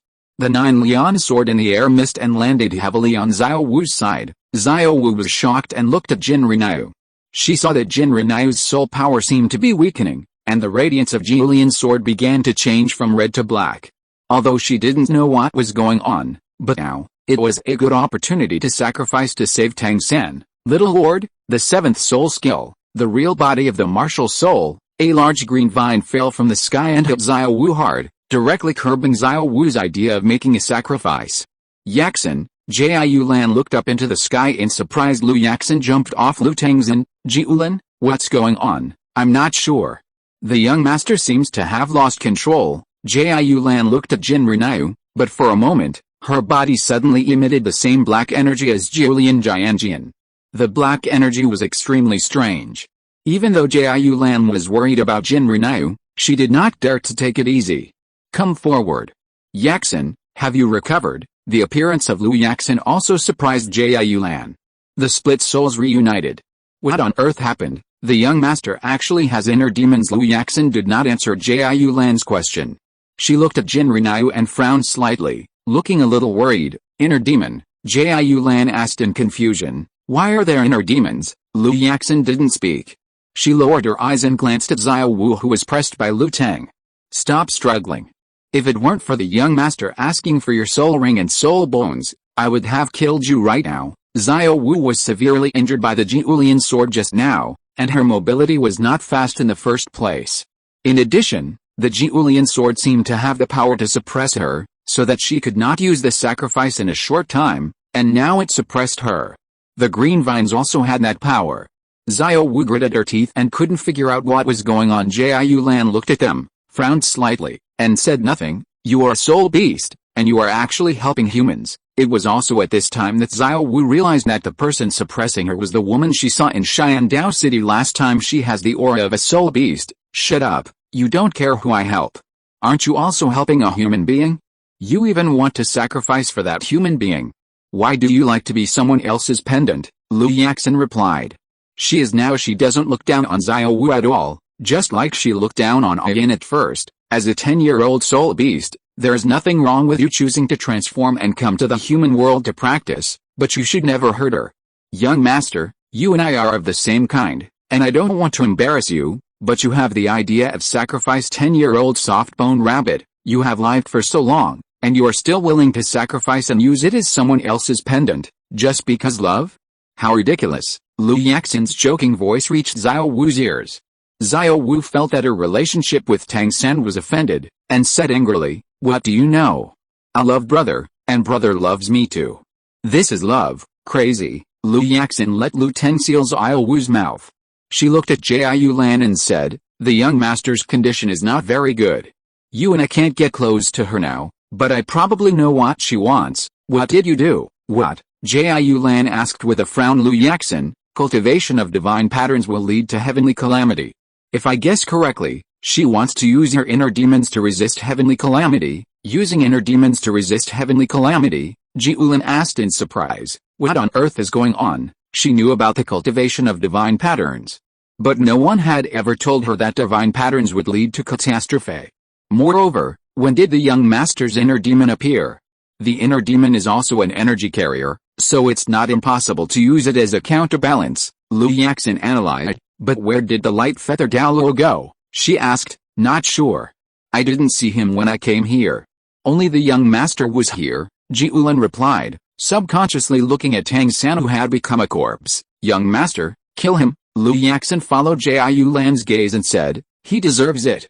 Chapter 161. The Inner Demon Renyu. Young master's situation is not good now. What should we do? Jiu Lan looked back and asked. Lu Yaxin wanted to suppress Xiao Wu, but she had no way to interfere with Jinri's current state. She shook her head. There is no way. The Jiulian sword has also been eroded. It seems that this inner demon must have been in the young master for some time. While Lu Yaxin and Jiu Lan were talking, the Jiulian sword stuck on the ground was about to move, and the black energy on the sword became more and more intense. Jinru suddenly fell to her knees, and a circle of black flames ignited around her body. She covered her head and seemed to be struggling. "Young master," Jiulin said worriedly, "Yaxin, is this really going to be okay?" She turned her head and looked at Lu Yaxin. Lu Yaxin was silent for a while, and Jiayulan didn't know what she was hesitating about, but if Jinru continued like this, she felt something bad would definitely happen, and she couldn't let anything happen to Jinru. "Don't go." Sensing that Jiayulan was about to make a move, Lu Yaxin immediately reached out to stop her. "If you go, you will only be attacked for no reason. There is no way we can stop it with our strength." "Then are you just looking at it like this?" Jiayulan asked, very anxiously. At this time, countless black breaths suddenly burst out from Jinru's body. Lu Yaxin immediately formed a protective barrier to protect her and Jiayulan. The powerful impact caused Lu Yaxin's protective barrier to crack slightly, and her most of the soul power was used to suppress Xiao Wu. If Jinru went berserk at this time, things would go badly. The green vines that suppressed Xiao Wu began to loosen slowly. Jiayulan released her soul power to strengthen the protective barrier, and somewhere they couldn't see, some black breath slowly penetrated into Tang San's body. Jinru covered her left eye. Right, the pink pupils of her eyes suddenly turned black. She stretched out her right hand, and the soul bone on her arm appeared. Ice Lotus soul bone skill, flourishing like a flower. Jinru's right eye turned crimson in an instant. The flame in her hand floated into the air. A giant lotus bloomed instantly. Frost hit the area 10 miles away. Countless ice blue petals fell from the air and hit it. The Jiulian sword is about to move. "Jinru, are you crazy?" A strange voice suddenly came from my mind. That voice was somewhat dissatisfied with Jinru's actions. She appeared from Jinru's body, formed by a black breath. Another humanoid looks exactly like Jinru, except for those eyes. She climbed onto Jinru's shoulders, leaned on her and said, "Jinru, you are doing yourself 1,000 harm and hurting the enemy 800, I don't want to kill you yet. If you dare to stop my actions again, I will kill you without hesitation, even if it destroys half of the soul power in the Jiulian sword." Jinru stretched out her hand and directly pressed the black shadow that looked exactly like her to the ground. She pinched the black shadow's neck and half knelt on her with her legs. The long brown hair fell on the black shadow's face. Ying smiled softly, and immediately activated the darkness in her eyes to look into Jinru's fiery red eyes, but this time, she failed to do so. "If you dare to make any small moves again, I will destroy you," Jinru said coldly. And the flame suddenly appeared in the palm holding Ying's neck. The flame was blazing, burning Ying's neck. At this time, the black shadow's face changed suddenly, and a burning pain came from her body. She never expected that Jinru would burn her with flames. She stared at Jinru, broke her guard and cursed, "Jinru, are you crazy? You will also hurt yourself if you do this." Burning marks began to appear on Jinru's fair neck. She curled her lips slightly, not caring about the pain at all. "You also know that I am a person who will hurt the enemy 800, even if I lose 1,000 to myself. If you really want to death, I won't stop you. Now you have only two choices: 1, die, and 2, stay with me in your body. If there is a chance, I will find a way to keep you and give you a new life opportunity. How about it? Which one do you choose?" "A chance for a new life?" The dark shadow's eyes moved slightly, and his heart was shaken. "Are you telling the truth?" Her purpose is actually to replace Jinru. She is Jinru's product, but she also has her own thoughts. She stole a trace of the divine power hidden in Jinru's body, so she was able to suppress Jinru in the first place. It's a pity that the divine thread in Jinru's body has bloomed, otherwise she wouldn't have found the opportunity to come out until today. This woman who has the same body as her is really a darling favored by heaven. You can choose not to believe it. Jinru was too lazy to talk nonsense with her. "I'll give you 10 seconds to think about it." Shadow, her eyes sank slightly, as if she was thinking about it. After a few seconds, she agreed, "Okay, I'll trust you for once." "Well, that's the case." Jinru put away the flame and frowned. The pain and burning sensation in her neck made her throat hurt slightly when she spoke. "Nine Blue." She stood up and turned to look at Jiulan and Lu Yaxin. "Young master." Jiulan ran towards Jinru. Lu Yaxin put away the protective barrier and said, "Young master." She frowned slightly and looked at the black figure beside Jinru. With a sense of vigilance in her eyes, Ying touched her neck, but didn't say anything. She and Lu Yaxin looked at each other and hummed softly. "I'm going back first." If you need anything, you can come to me directly. Of course, don't forget what you promised me, of course, Jinrenai responded. Before Jiu Lan ran over, the black shadow disappeared in place. At the same time, the black breath on Julian's sword also disappeared. It was firmly inserted into the ground. It has also lost its former luster after the black shadow left. Jinrenai was shaken and almost fell to the ground. It was Jiu Lan who helped her in time to balance her body. The power of the lotus fire is not small. Jiu Lan took a closer look and realized that Jinrenai's neck had been burned terribly by the flames. The burn marks on it surrounded a large area of Jinrenai's neck. Young master, you? Jiulan was shocked and hurriedly checked Jinrenai's injuries. She helped Jinrenai sight and sat down, and immediately used her soul skills to heal Jinrenai's injuries. Seeing this, Lu Yaxin clenched her fists. She was angry and had nowhere to vent her anger. She lowered her eyes and happened to see Xiao Wu, who was thinking about breaking free from her confinement. She frowned and her actions were discovered. Xiao Wu a little frightened.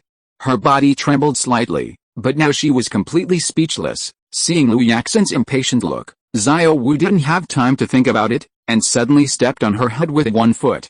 That kick almost used Lu Yaxin's remaining soul power, and Xiao Wu felt a headache, her brain swelled, and she fainted instantly. Hey, Lu Yaxin, have you changed back? Chapter 162 Cultivation.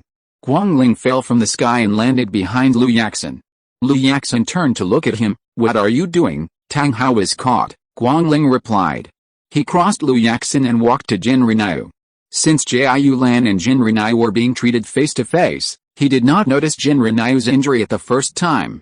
When he walked behind Jiu Lan and saw Jinrenai's closed eyes, he realized something was wrong. He immediately walked over to Jinrenai and saw the horrifying burn marks on his neck. What's going on? He looked at Jiu Lan and asked with a frown, who hurt you? After saying this, Guangling scanned the battlefield. It was obvious that Jinrenai should have won a great victory. How could he still be so seriously injured? Moreover, neither Tang San nor this dead rabbit were fire attribute spirit masters. How could they possibly injure his ear so seriously? Is there anyone else? It's the young master's inner demon, Lu Yaxin explained. Heart demon. Guangling looked back, slightly surprised. How could that be? The inner demon should have come out using the Jiulian sword. The young master attacked her in order to control her, but the essence of the inner demon is an energy carrier split by the young master. Everything about it is related to the young master. It is related to the master, including life, so if the young master takes action against it, it is equivalent to taking action against herself.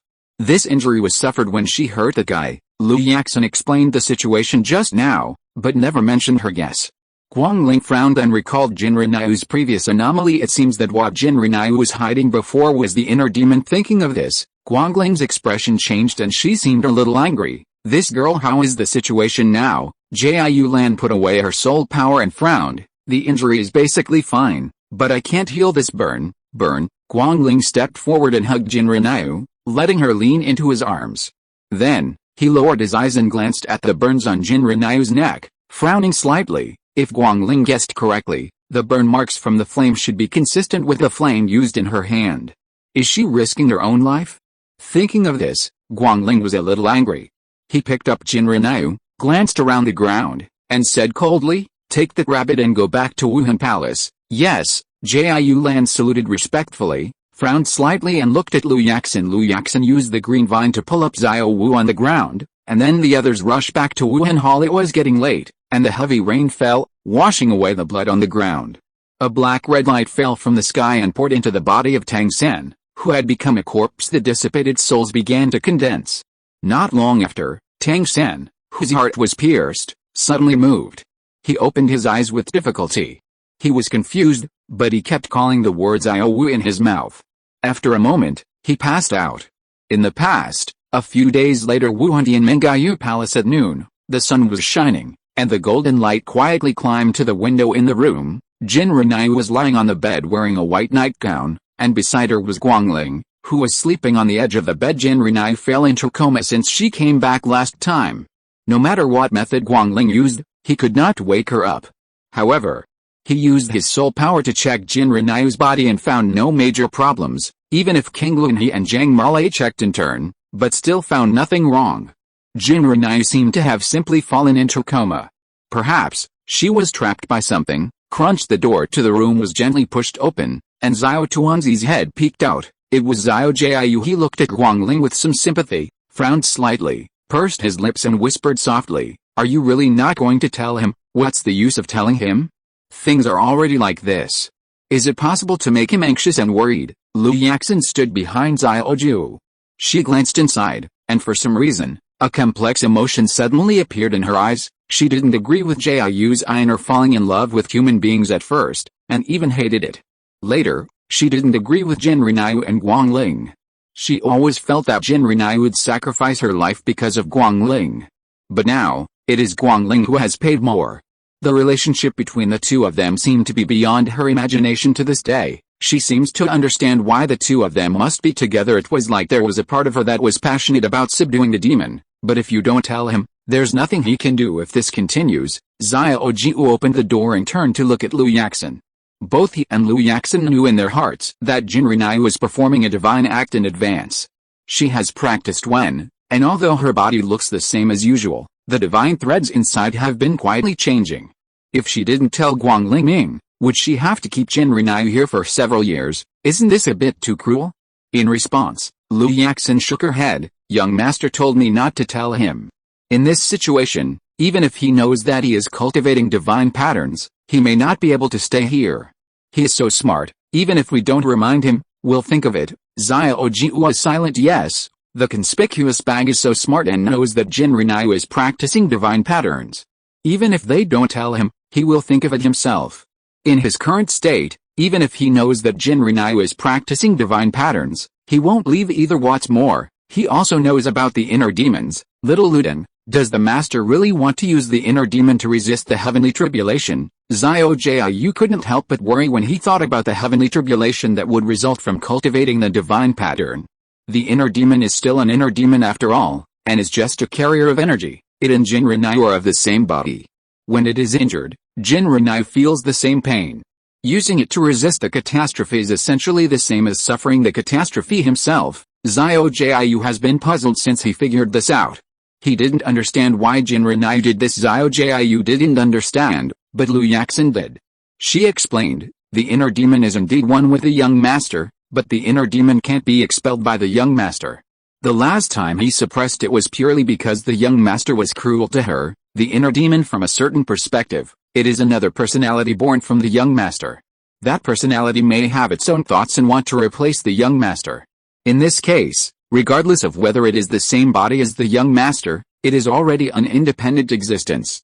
And when the young master agreed to keep it last time, I guessed that it was not necessarily to resist the catastrophe, but that she wanted to use the catastrophe to make her and the inner demon become two independent entities, becoming two separate entities." Xiao Jiu's eyes widened with disbelief on his face, and he said anxiously, "Xiao Luden, don't scare me, that's not what the master told me at that time." End of this chapter. If you're listening to this novel on a channel other than Fanfic World, it means they downloaded and uploaded it without effort. We cordially invite you to visit our channel, Mundo Fanfic Novelis. There you'll find the original version of this story and you can explore many other novels of various genres. We're waiting for you to immerse yourself in a world of incredible novels. Chapter 163. The sky is going to change. This is just my guess. Lu Yaxin said she didn't know exactly what Jinru was thinking or planning to do. Sometimes she thought Jinru was strange, but if she put everything together, she could actually figure it out. After accepting the divine kindness test, this divine kindness test had a great impact on her character. She had let Tang San and the others go several times in the past, and it was probably related to this divine test. The good thoughts in her heart were amplified, to the point where she became indecisive and kind-hearted. Sexy. But later, when she was blocked by the divine test, she suddenly developed inner demons, and her temperament seemed to have changed a little the last time she killed Tang San without hesitation. It was most likely related to the change in her character, but Lu Yaxin knew in her heart that if she practiced the divine patterns with a murderous aura, she was afraid that the process would be extremely difficult, and the catastrophe would be more severe. At the same time, it is carried out under the catastrophe. Looking at Lu Yaxin's slightly heavy face, Xiao Jiu knew that there was nothing good going on. But Liu Yaxin didn't say anything out loud as Little Phoenix and Jinrinai are one and the same. Being able to live to this day with consciousness is considered complete. If the catastrophe falls and Jinrinai cannot resist it, he will do everything possible to help Jinrinai. Even if you would die and the beast's soul would dissipate, he would rush forward without hesitation. It was a blessing to meet Jinrinai and rebuild the beast's soul in her body. No matter what, he would not watch anything happen to Jinrinai, just like Guangling would not be indifferent to Jinrinai's coma. Okay, let's go first. Liu Yaxin patted Xiao Jiayu's shoulder. Xiao Jiayu nodded, and the two of them left the main hall and went to the side hall because Jinrinai was in coma. Xiao Wu's death was postponed. She was locked up in a side hall by Liu Yaxin and others, and suppressed with some special means. She was depressed all day long, her eyes were dull, and she could only say there is no other word for the word third brother. Jiayu Lan is the one who is responsible for delivering food to her. When she sees Xiao Wu like this, she often feels pitiful for Xiao Wu. She doesn't know why, but her heart is tight, as if someone has been whipping her. A strange feeling. Spring passes and winter comes, time passes and things change. Another new year. Guangling is still by Jinrinai's side. In the past year, he rarely left Mingyu Hall. Except for the time when Jin Daoliu, the chief priest of the enshrining hall, called for a meeting, he would stay with Jinrinai almost the rest of the time. He has Xiao Jiayu's animal markings on his body. Under Xiao Jiayu's telepathy, he knew Jinrinai's condition very early because he went to practice the divine markings early, but even after he knew it, he never left Jinrinai for half a step. Over time, sometimes he could see the divine mark on Jinrinai's forehead flashing and flickering, thinking that she was about to wake up, and he was happy for a long time. Sometimes, he saw Jinrinai could be happy for a long time even if she moved her fingers slightly, but unfortunately, none of these were signs that she was about to wake up in the divine pattern realm. Jinrinai, who is meditating and practicing, could also detect the words Guangling was murmuring outside. She felt at ease with Guangling by her side. In the vast expanse, there is a ray of divine thread that has bloomed in front of Jinrinai. The divine thread is red and has now grown into a towering tree, protecting Jinrinai during the period of cultivating divine patterns. Lightning would fall from time to time in the realm of divine patterns to test the cultivator. Because Jinrinai was protected by divine threads, she did not waste time to resist the lightning. Therefore, within a year, she was halfway through the process. Maybe it was because Guangling was calling him too hard. Now she just wanted to complete the cultivation quickly and then go out to hug Guangling. She missed him very much. All was 1 year later. Wuhan Temple. The Continental Soul Master Elite competition has begun, and various colleges on the continent are swarming in, all aiming for the 3 soul bones given by the Wuhan Palace. In the past year, Bibi Dong has had no news about Jinrinai. Even if she asked Tulina to inquire whether she had any results, it was as if Jinrinai had disappeared since about a year ago, and the entire Wuhan Hall was full of people. No more news from her. It is true that Xuanling's soul bone is in her hands. If it weren't for luring Jinrinai into the game, she would have no longer wanted to keep Xuanling alive. And in this year, Yu Xiaogang didn't know what. When he was cured of the stroke, he dragged his mutilated body to find Bibi Dong and asked Bibi Dong for the cultivation method of twin martial souls. It was also at this time that Bibi Dong learned that Yu Xiaogang's disciple turned out to be a twin martial soul. However, the two did not reach an agreement on this matter. Yu Xiaogang walked out of the Pope's palace angrily, but was caught on the spot by Liu Erlong outside the Wuhan Palace that day. Xiao Jiu and Liu Yaxin were about to go to Sunset Forest, and who knew they happened to watch this big show? Liu Erlong, that violent woman, asked Yu Xiaogang without saying a word why he went behind her back to find Bibi Dong. The two of them had a very unpleasant quarrel outside the Wuhan Hall. Yu Xiaogang explained while coaxing Liu Erlong, trying to persuade him. His mouth was dry, and then he coaxed Liu Erlong and took him away. Xiao Luden, has your poison failed? Xiao Jiayu looked at the leaving figures of Yu Xiaogang and Liu Erlong, and couldn't help but ask Liu Yaxin, who was standing aside. Yu Xiaogang's stroke was a stroke of Liu Yaxin's fault. Without her personal detoxification, it would have been impossible to recover, but looking at Yu Xiaogang's appearance just now, it was obvious that he had recovered. What happened in the meantime? Liu Yaxin frowned slightly. It's impossible for my poison to be ineffective, but I can't rule out that they found a very powerful antidote. Soul Master, he's already a useless person, why save him? Xiao Jiayu was a little puzzled. Liu Yaxin, who knows, but the point now is not this, but why he can freely enter and leave the Wuhan Palace. I have his elder order in my hand. There is no elder order. Did someone let him in intentionally, and what is he doing in Wuhan Palace, looking for that dead rabbit? I know this. I heard from the master that he and Po Bibidong are old lovers. It is not unusual for him to be able to freely enter and leave the Wuhan Palace. As for what he is doing here this time, I don't think it is necessarily because of that rabbit. Even if it is, Bibidong doesn't know. He can't tell the truth by asking, Xiao Jiu said, but he was slightly stunned, and suddenly seemed to remember something. Xiao Luden, is Tang San really dead? Tang San, Lu Yaxin nodded. I confirmed that he died, but the young master was in an emergency situation at the time. I didn't have time to take care of him anymore, so I just threw the body there. What happened? No. Xiao Jiu shook her head and frowned. I always have a bad feeling, but I don't know how to say it. Maybe I'm overthinking it. Lu Yaxin responded in a low voice without saying anything. Tang San was hit by the 9-lian sword, and there was no way he could survive. Even if he could survive, considering the relationship between him and the rabbit, how could he not ask for any information about the little rabbit? A year ago, they moved Jinrinai to the Sunset Forest so that the heavenly tribulation could be carried out in the Sunset Forest. Otherwise, if a heavenly tribulation appeared over the Wuhan Palace, who knows what would happen, and Jinrinai was very early. Lu Yaxin had warned Lu Yaxin to be careful about Bibidong. Lu Yaxin would naturally do things without anyone noticing, but meeting Yu Zhigang here was really beyond her expectation. She always felt that, this day, is going to change. End of this chapter. Chapter 164. Little Nine's soul dissipates. A few days later, Sunset Forest. It rained last night, and Lu Yaxin walked slowly on the wet grass. In the secluded environment, there were various soul beasts glowing with green light. Some of these soul beasts were hanging on trees, and some were lying on the grass, and some even playfully jumped on Lu Yaxin's shoulders. They were all lower-level soul beasts in the core area. They would only linger at the entrance of the area and would not go deeper into it. And in front of a stone monument deeper in the area, a dividing line was drawn there. Once you cross the dividing line, it will be the place where Lu Yaxin actually lived. Xiao Jiu followed Lu Yaxin, and he greeted the surrounding soul beast enthusiastically. Considering his age, at most he could only interact with those who had not yet developed their spiritual intelligence, or who had just become somewhat intelligent. Let the soul beast know the news. After all, a mature soul beast wouldn't want to play with a child. Little Lu Teng, are the soul beasts inside really not going to attack me? If they attack me, you must protect me. After crossing the dividing line, the soul beasts surrounding Lu Yaxin all stayed there. When he first met Lu Yaxin, Xiao Jiu felt that it was very dangerous here.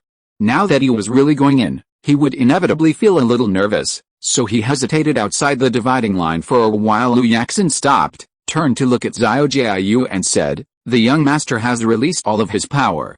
There won't be any soul beasts harming us in the entire Sunset Forest. Don't worry, that's it. Xiao Jiu breathed a sigh of relief. Well, let's go, Lu Yaxin replied, and then the two of them went deeper together. The core area of Sunset Forest is a plain, and the houses are surrounded by green vines. The aura inside is very pure, and it is a good place for cultivation. However, Xiao Jiu did not detect the aura of other high-level soul beasts here. For this reason, he couldn't help but think of what Lu Yaxin said when he met Jinrinai for the first time. Little Luden, there is no dangerous atmosphere here.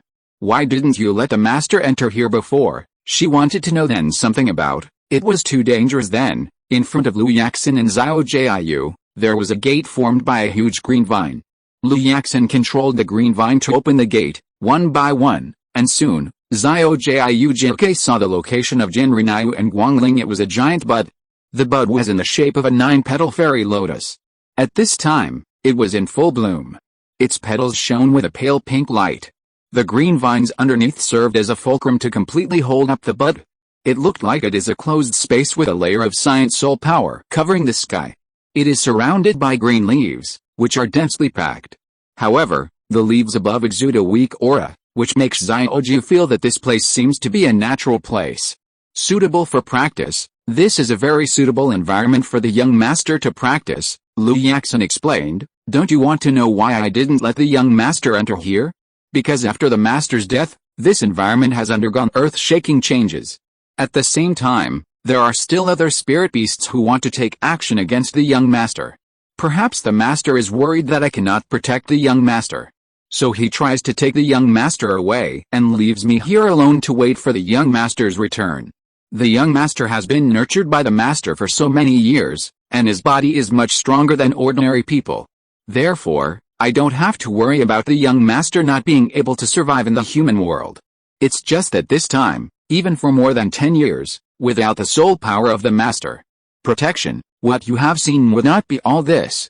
The soul beasts are not completely harmonious. You know this better than me. Now it is just the master's soul power that has been completely released by the young master, that's why it seems safe here. Oh, so that's it. Xiao Jiu nodded as if he understood. However, this environment is extremely suitable for his master's cultivation. Once the divine patterns are cultivated, his master can quickly practice here in the future, but there is no need. It was too much for him to worry about. It's so good to be the favored child of God's favor. Boom. At this time, huge thunder began to sound in the sky, and soon after, golden lightning tribulations fell one after another, hitting the soul power shield above with great intensity. Oh my god, Xiao Jiu was startled, and her face was illuminated by the golden light of lightning.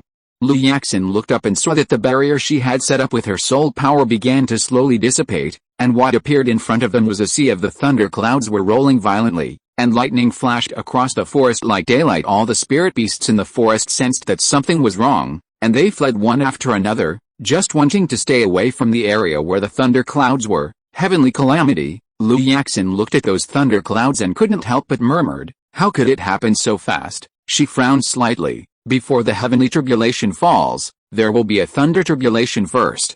Xiao Jiu, you are not strong enough, so please leave here temporarily. I leave? How can that be done? Sister Jiulin is here, how can I leave alone first? No, I want to stay here with the master. Xiao Jiu rejected Lu Yaxin's proposal. The calamity is not a joke. Just kidding. He had seen the heavenly tribulation in Jinrinayu's body, and knew what this heavenly tribulation meant to him and Jinrinayu, but he didn't expect that this heavenly tribulation would come so early. Then you take care of yourself. Seeing that Xiao Jiu is not leaving, Lu Yaxin has no intention of expelling him. She is relatively confident about Jinrinayu's catastrophe. After all, she has the Jiulian sword in her hand. Anyway, she should. It's not like I can't survive it, it's just the process. Boom, the lightning strike struck down, and Jinrinayu, who is meditating in the flower bud, suddenly opened her eyes. Her eyes were as red as fire, and a powerful aura suddenly erupted from her body, knocking Guangling directly out of the flower bud. You here, Guangling called anxiously, trying to rush forward, but at this moment, the thunder calamity had already landed on Jinrinayu's back, and the entire flower bud was surrounded by a beam of light. Guangling stepped forward, but was shot. After going back, Lu Yaxin used the green vine to pull Guangling back. Don't go, she frowned. This is the thunder tribulation before the heavenly tribulation. We can't resist it. If you insist on breaking in, you will only be smashed to pieces. Guangling frowned and remained silent. He looked at Jinrinayu, his eyes filled with anxiety and worry. In fact, he knew in his heart that thunder tribulation was not something that a mortal like him could withstand, but driven by his body's instinct, he was really worried about Jinrinayu. Seeing the lightning strikes struck one after another, there was no part of Jinrinayu's back or chest that was not hit.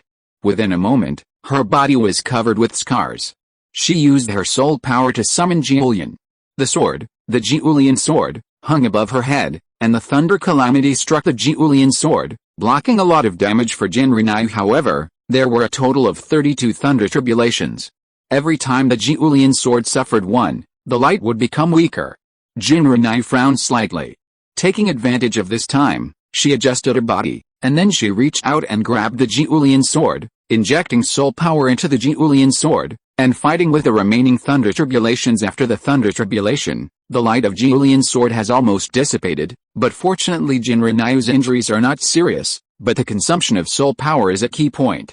After 32 thunder tribulations, Jinrinayu's divine patterns have been half completed. The silver divine pattern suddenly appeared on her forehead, and the pattern of the 9-petal fairy lotus was also covered on her right arm. After the 32 thunder tribulations, there were still 3 heavenly tribulations. These 3 heavenly tribulations were brought down by the way of heaven. Each one are enough to split the soul of a normal person. At the same time, the heavenly tribulation is the key to the cultivation of divine patterns. Once the heavenly tribulation is not successfully passed, The 32 thunder tribulations suffered in the previous will be in vain, and under the heavenly tribulation, there must be no equipment to resist, as the Julian sword will be useless at this moment. When she was practicing in the divine pattern realm, Jinri Nai understood the rules of divine pattern cultivation. The last 3 heavenly tribulations could only be suffered by herself. She withdrew the 9 Leon sword, and the thunder clouds in the sky were like a deep sky. The bottomless whirlpool is dark and terrifying. Guangling watched from below, anxious in his heart. He clenched his fists, hoping that Jinri Nai could survive the catastrophe smoothly and nothing would happen. The heavenly tribulation is much more terrifying than the thunder tribulation, and its power is at least 100 times that of the thunder tribulation. Under the thunder tribulation, it is already very difficult for Jinri Nai to resist. 3 heavenly tribulations, I'm afraid. Lu Yaxin frowned slightly, feeling suddenly panicked. Why does she have an ominous premonition? Crack! The first celestial calamity fell suddenly.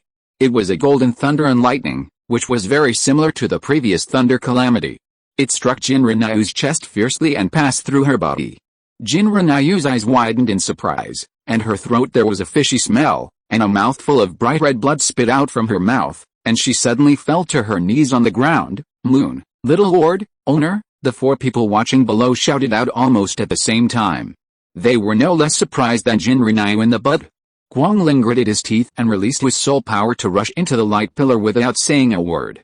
Lu Yaxin saw therefore, she wanted to stop him, but unfortunately, she was not strong enough to control Guangling in front of a tidal Douluo. Guangling cut off Lu Yaxin's vines, raised the Guangling divine bow and hit it on the light pillar. Bang! The light pillar was impacted and bounced directly back to Guangling. Guangling was violently knocked away. At the same time, he saw clearly what was happening in the beam of light. A bloody hole was ripped out of Jinri Nai's body. His eyes trembled, and he was ejected by this force. Lu Yaxin used green vines to hold him, but Guangling didn't give up and rushed forward again. Guangling, Lu Yaxin tisk, and there was no doubt that he was bounced back again. Jinri Nai, who was in the beam of light, had a ringing in her ears and had no time to pay attention to what was happening outside. She was breathing heavily.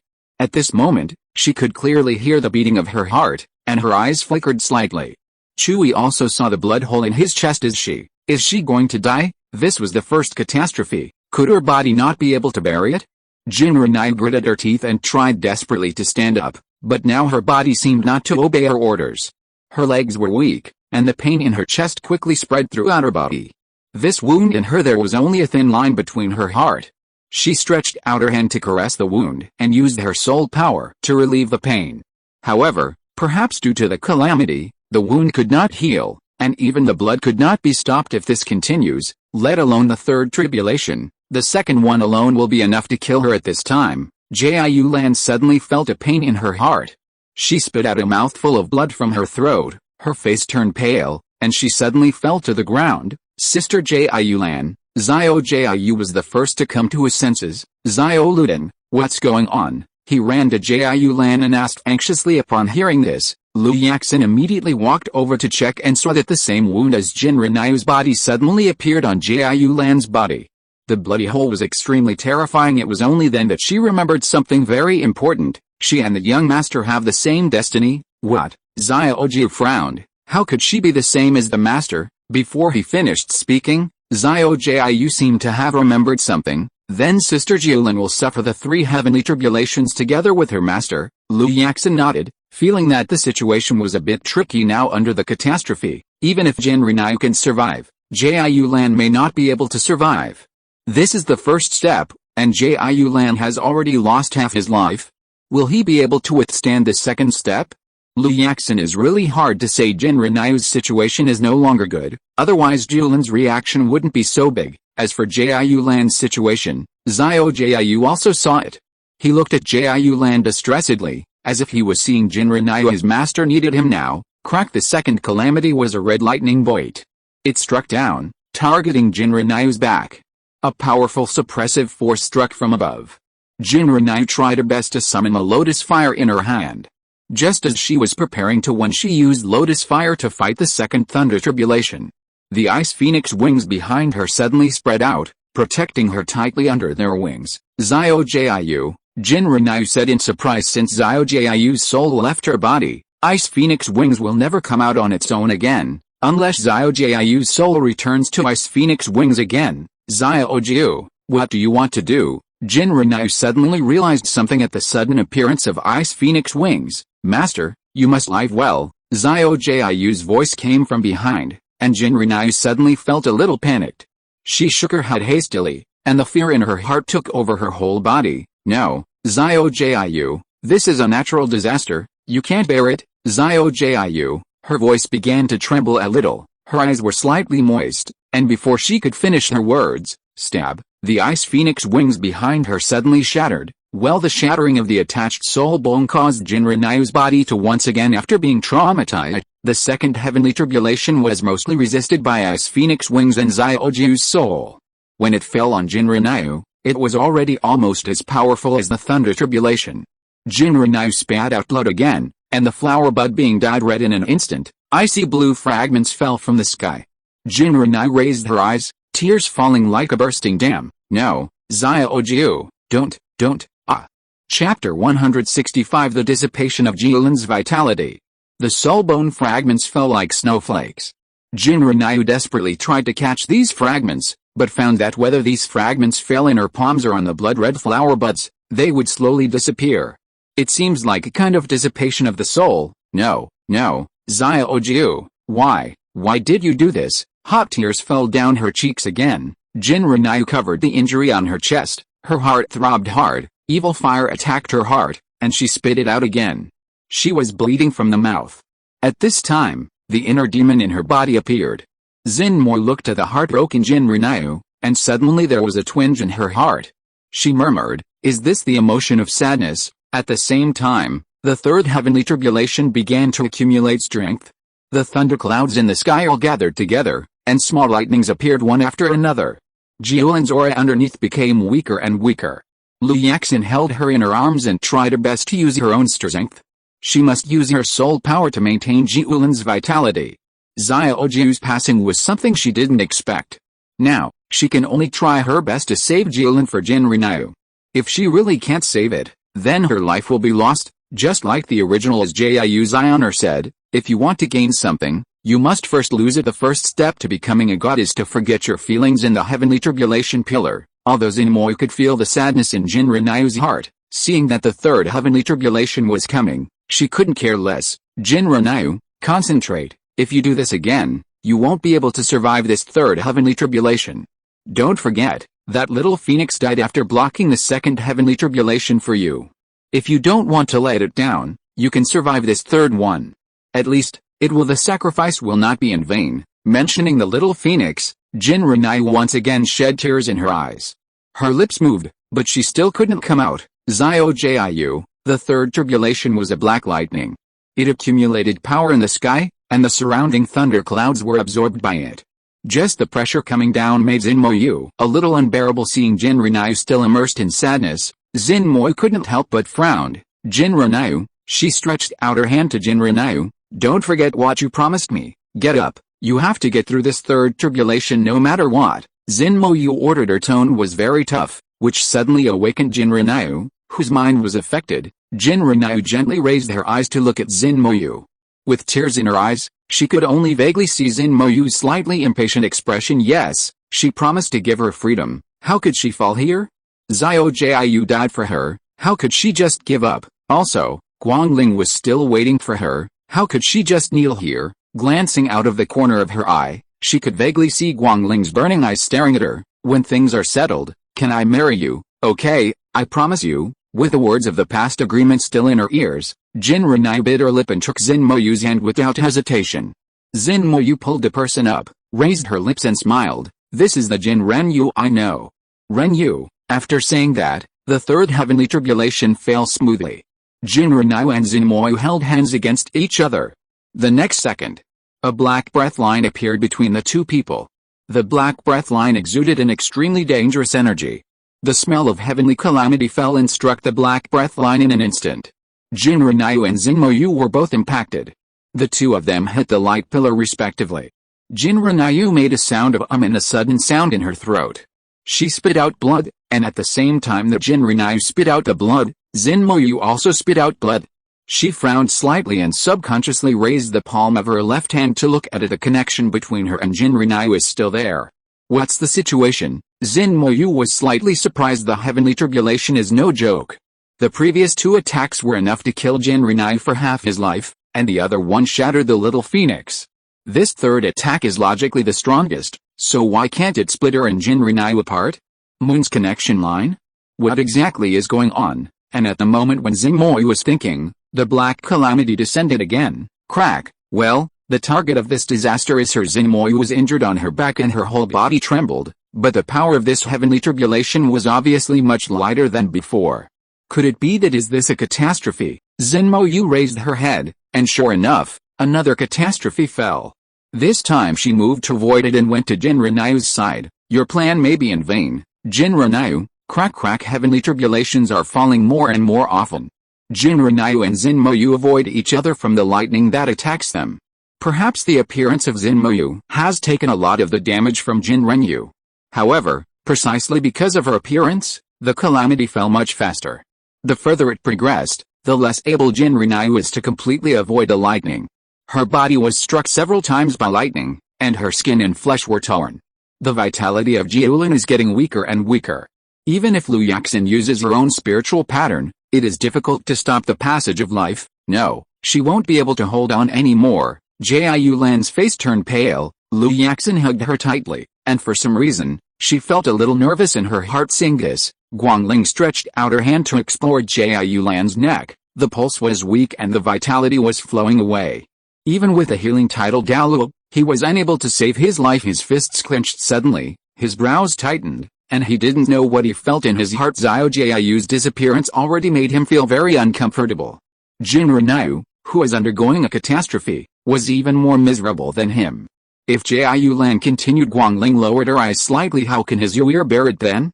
What on earth is going on? Guangling said, not even thinking about how Jiu Lan fell. It's because of the same fate. Lu Yaxin lowered her voice for a rare time, and said in a low voice, Jiulin is a spirit beast resurrected by the young master using the master's token.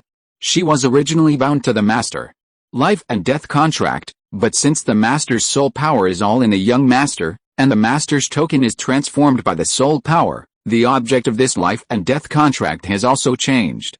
Jiu Lan's soul power level will follow the young master's. As the level of soul power increases, even if she doesn't practice, it doesn't matter, but she shares not only these, but also the life of the young master, and some of the special emotions of the young master. But the life and death contract is not purely literal. Meaning, Jiu Lan's life and death has nothing to do with the young master's life and death, but the young master's life and death must be related to Jiu Lan's life and death. The heavenly tribulation is the energy ball dropped by heaven. Under the pressure of this force, Jiu Lan's reaction is far worse than the young master is much stronger. In other words, the young master may be able to successfully survive the catastrophe, but Jiu Lan's body may not be able to survive it. Chapter 166 Soul Replenishment, Lu Yaxin's Sacrifice. You may not be able to survive at Guangling. What else are you hiding from me? From the moment Jin Renai entered the coma, he noticed something was wrong, but he didn't get any accurate answer from Xiao. He only knew that Xiao was hiding something from him, but he didn't expect that it was the death of the body and the disappearance of the soul. He didn't know anything about Jiulin. Jin Renai had never told him. In the past, he respected all Jin Renai's decisions, so he didn't ask too much. But now, they are one by one. Do you treat him as an outsider? When he thought of this, Guangling became a little angry for no reason. Jin Renai planned to carry it alone without saying anything to him. He was really I will open the divine test for the young master. Lu Yaxin was silent for a while, then said faintly, I am the guardian left by the master, and I am also the key to open the flower god test. The young master does not know this. What? Guangling frowned. Yuer doesn't know. He pursed his lips and said, Xiaolu, you know Yuer cares about you. I know, but this is what I use. Lu Yaxin lowered her eyes. She took out the demon-conquering pestle she had bought in Xiandao City and handed it to Guangling and said, This is what Xiner wants to give to Qi. If you wish to offer it to your lord, please give it to me. Guangling looked at the demon-conquering pestle in Lu Yaxin's hand and said nothing. He didn't know what to say. If I had known earlier, I would have called Jiangmo Xiao Jiu Lan, and Liu Yaxin were all three people close to Jin Rinyu.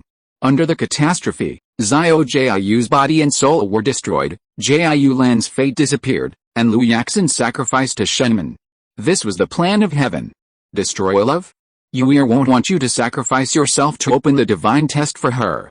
You should go back and give this thing to Lao Qi yourself. Guangling declined, not knowing how she felt. He couldn't stand this kind of thing, but he couldn't stop it from happening. Everything was their own choice. If he could, he just wanted everyone around Jin Rinyu to be well, and no one should be missing. Liu Yaxin has paid a lot for Jin Rinyu. Now she has finally found someone she likes. In just over a year, we will be separated forever. This will be uncomfortable for anyone. The divine test may not be the best, this is what Yue is pursuing, and you will only hurt her by taking matters into your own hands. I know that the divine examination may not be what the young master wants, so I didn't tell her all the circumstances at the beginning. I am the green leaf of the master. I should have followed the master when he passed away, but because of the spiritual pattern protect your body, let me live to this day. The purpose of my life is just to help the young master achieve the status of God.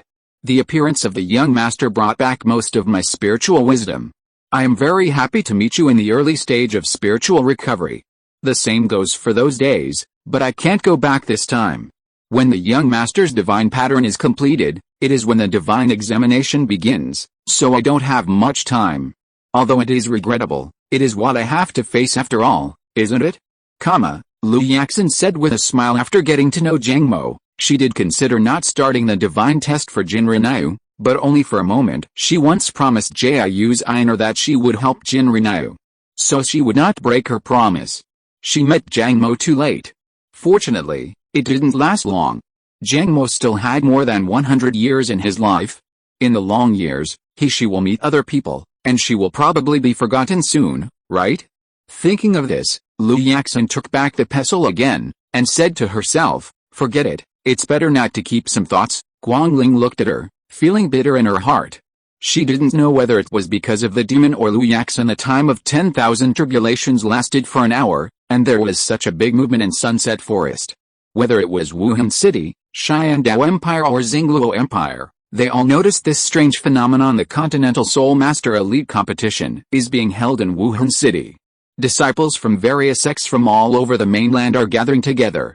There is a strange phenomenon in the sky, which also attracts many people to fly into the air to check. Is this a soul beast transcending tribulation? Some of them asked aloud. I don't know, but at this level, only soul beasts can transcend tribulations, right? In the lively market, the soul masters and the people were talking about it. If it weren't for the competition in Wuhan City in the past few days, they would definitely go to the Sunset Forest to find out what was going on. Maybe they could pick up something in the Pope's palace. Bidong was resting with her eyes closed. Perhaps this was the reason why the calamity had become faster. The noise quickly woke her up. She frowned slightly and stepped outside the palace. She saw a cloud of thunderclouds condensed in the sky in the distance. Among the thunderclouds, there were several black lightnings. The lightnings broke through the air and left an indelible mark on the horizon.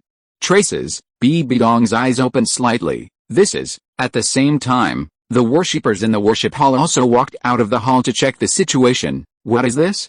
A heavenly tribulation, Jiang Mo said in surprise, turning to look at Qianjin standing next to him. Brother, is there a soul beast that can overcome the tribulation? I'm not sure. Qianjin frowned and replied, brother should know. That direction is the Sunset Forest, and Jin Rinyu and Guangling are there.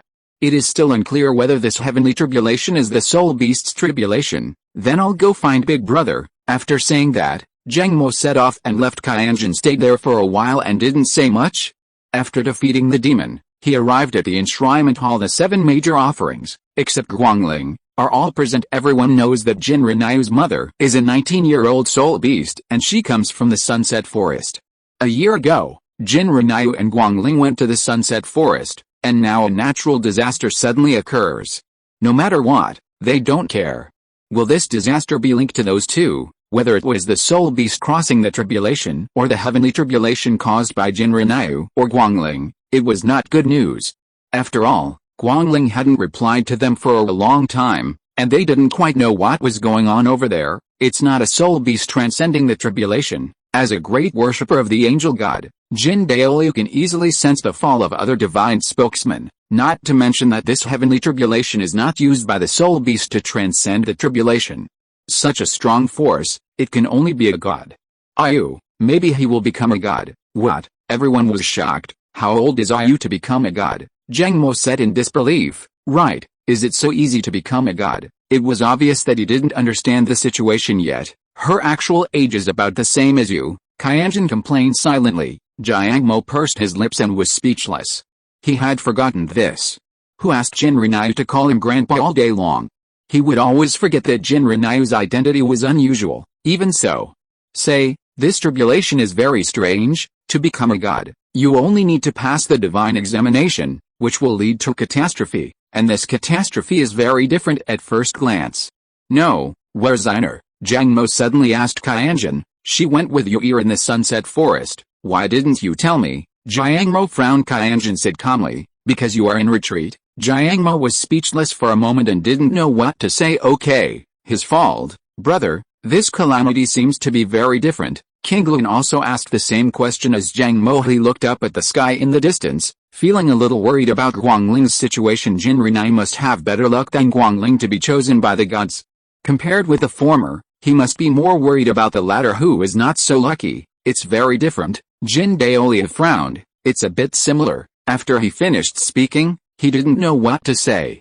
He was silent for a while, and then continued, maybe it's Yue's divine test. After hearing what Jin Daolia said, the other people had no other ideas. Only Qinglun, he always felt that this was not Jinri Naiyu's divine test. He was also worried about the situation of those two people and getting along with Jinri Naiyu. After such a long time, he didn't notice anything at all. However, Jinri Naiyu never said much to him, and the same was true for Guangling. Although Jiayu Lan was willing to tell him something, he didn't explain the matter clearly in the end. Qinglun Ben he is a person with a cold temperament. If Jiayu Lan doesn't talk to him, he won't ask more questions. He is not as shameless as Jiang Mo and keeps chasing people. Alice, Qinglun sighed lightly, not knowing what to say. At this point, he could only hope for Jinri Naiyu and Guangling. 2 days later, Sunset Forest core area. Thousands of heavenly tribulations lasted for 2 days and 1 night. It was not until the night of the second day that it came to an end. The divine marks on Jinri Naiyu's body appeared, and the connection between her and Xingmoi was split after thousands of heavenly tribulations, and at the moment when the divine pattern appeared, Jinri Naiyu's first martial soul emerged, and the Nine-Petal Fairy Lotus began to evolve. The pattern of the divine pattern turned into silver threads and was carved into the Nine-Petal Fairy Lotus. Unable to withstand the energy incoming from the divine pattern, cracks began to appear. Seeing this, Guangling couldn't help but clenched her fists. Lu Yaxin said, this is the third awakening of the martial spirit. The success rate is only 70.00%. The remaining, there is a 30.00% probability that the spirit will not reunite after being broken. What? Guangling turned around and frowned slightly. You guys, at present, Lu Yaxin and the others were hiding more than one thing from him. He finally felt relieved about Jinri Naiyu's current situation. Now Lu Yaxin suddenly told him that Wuhan Sanjua has Wuhan. With a risk of being broken and never coming back, do we have to rush him to death? The young master didn't let me tell you, Lu Yaxin said truthfully, don't argue with me. When the young master completes the third awakening of the martial spirit, I will open the door to the divine examination for her and make 5 offerings. From now on, young master will leave it to you. When Lu Yaxin rarely spoke softly to Guangling, she used her soul power to restore her original form, and a huge green vine rose into the sky. Seeing this, Heart Demon Yu immediately jumped off the butt above. Don't stand in the young master's face, or I will destroy you first. When passing by the Heart Demon Moon, Lu Yaxin threw out a vine to control her. Although she didn't know what conditions Jinri Naiyu reached with her, but Lu Yaxin didn't want anyone to share a face with Jinri Naiyu. Lu Yaxin also explained clearly to Guangling about the inner demon. He looked at the inner demon Yu entangled in green vines and said nothing. He frowned and looked above, and suddenly found that the cracks in the 9-petal fairy lotus petals in front of Jinri Naiyu were getting bigger and bigger, and it seemed that they would dissipate with a gentle breeze. Are you still in the mood to take care of me now?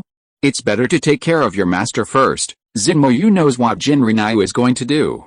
Now she and Jinri Naiyu are 2 independent individuals. Jinri Naiyu's evolution, it has nothing to do with her, so she has no intention of staying here. Facing Lu Yaxin, she is not afraid at all. After all, she is another energy body that Jinri Naiyu gave birth to. and she is facing Jinrinyu's face. She doesn't need to worry that Liu Yaxin will take action against her. However, she seemed to underestimate Liu Yaxin a little too much and overestimate herself a little too much. Thorn what? There was a numb pain on Jinmoyu's face. Her face was scratched beyond recognition by green vines in an instant. A tragic cry rang out. Liu Yaxin threw her away and said, "Don't think too highly of yourself. There is nothing less, Lord, in my eyes you are not even as good as the soul masters outside. Get out, Wu, Wu, a corpse as the saying goes. If you keep the green hills, you won't have to worry about running out of firewood."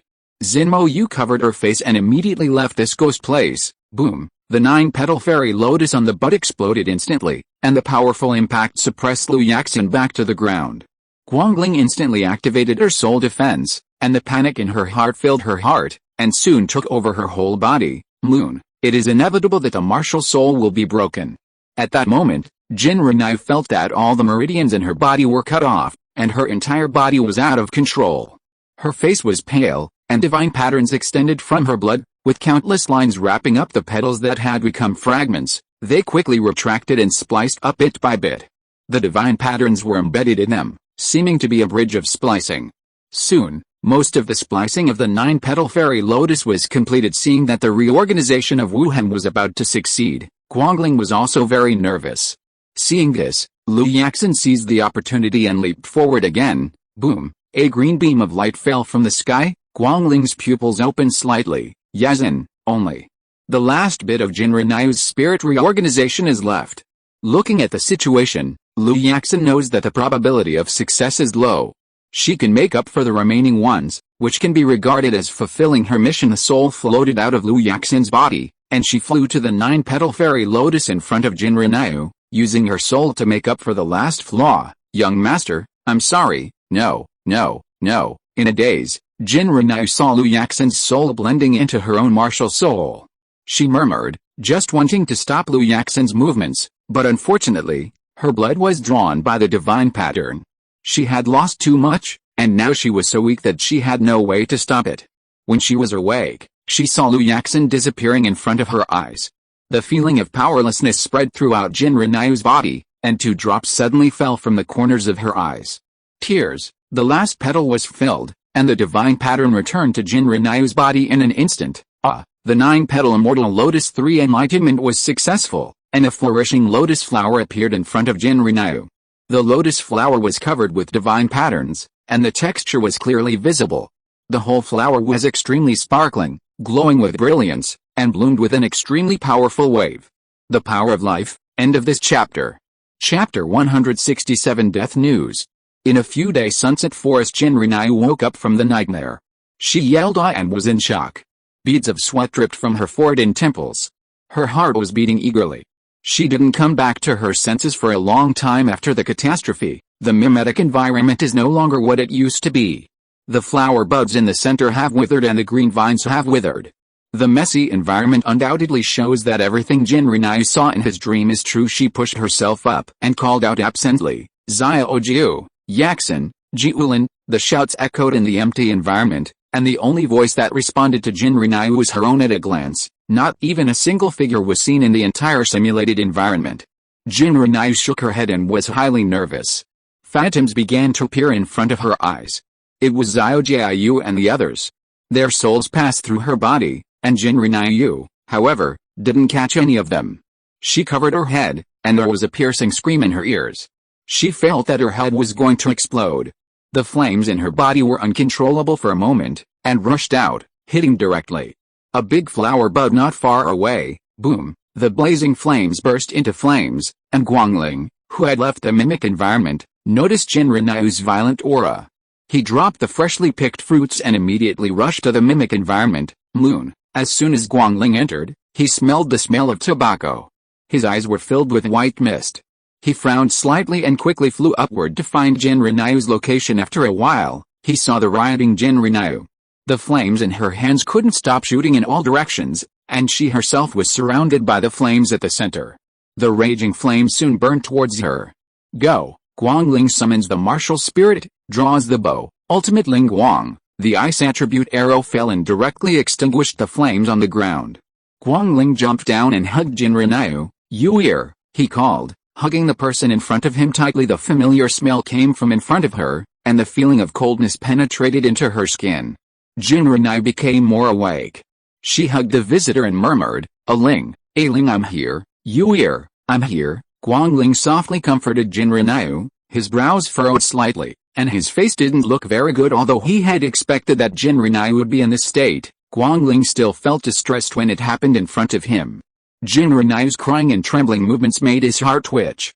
If he could, he wanted to scold Xiao Wu and the others for hiding everything from him one by one.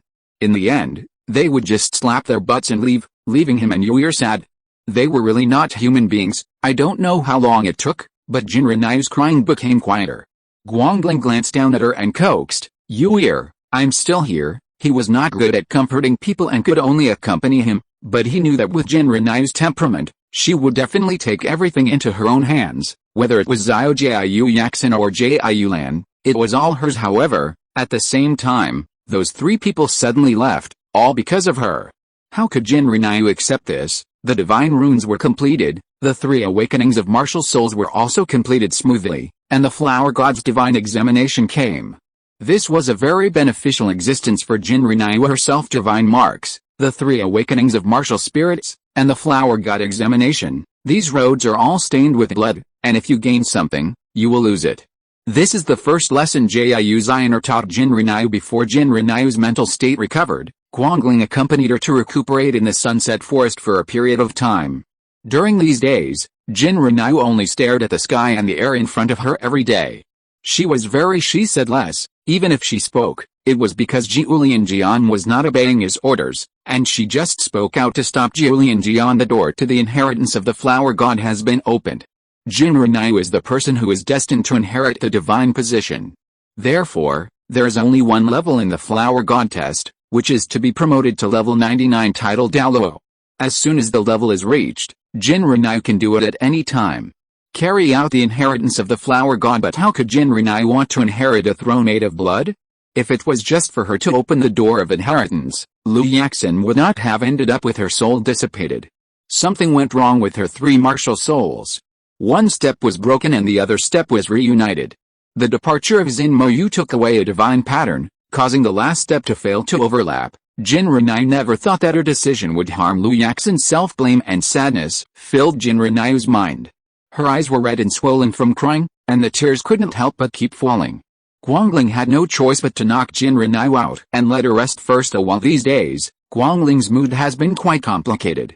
He always feels that this matter is a closed loop and will happen no matter what. Ever since Jinrenai had her inner demon, Lu Yaxin would only be the one to make up for it in the end, and under the catastrophe, Jiu Lan and Xiao Jiu would never have a way out. It was only a matter of time. Night, Sunset Forest. The fresh smell of grass spread to Guangling's nose with a wind. He lowered his eyes and looked at Jinrenai. At this time, Jinrenai was lying on his lap and sleeping peacefully.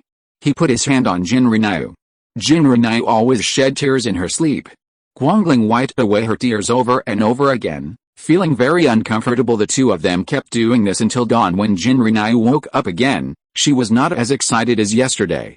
She began to accept the fact that Xiao Wu and the others had passed away, but she was still not talkative and did not say that she wanted to go back to Wuhan Hall. Guangling was by her side and did not mention going back. It's just a matter of company, that's all. The divine pattern has been completed, and the whereabouts of Xuanling should be found.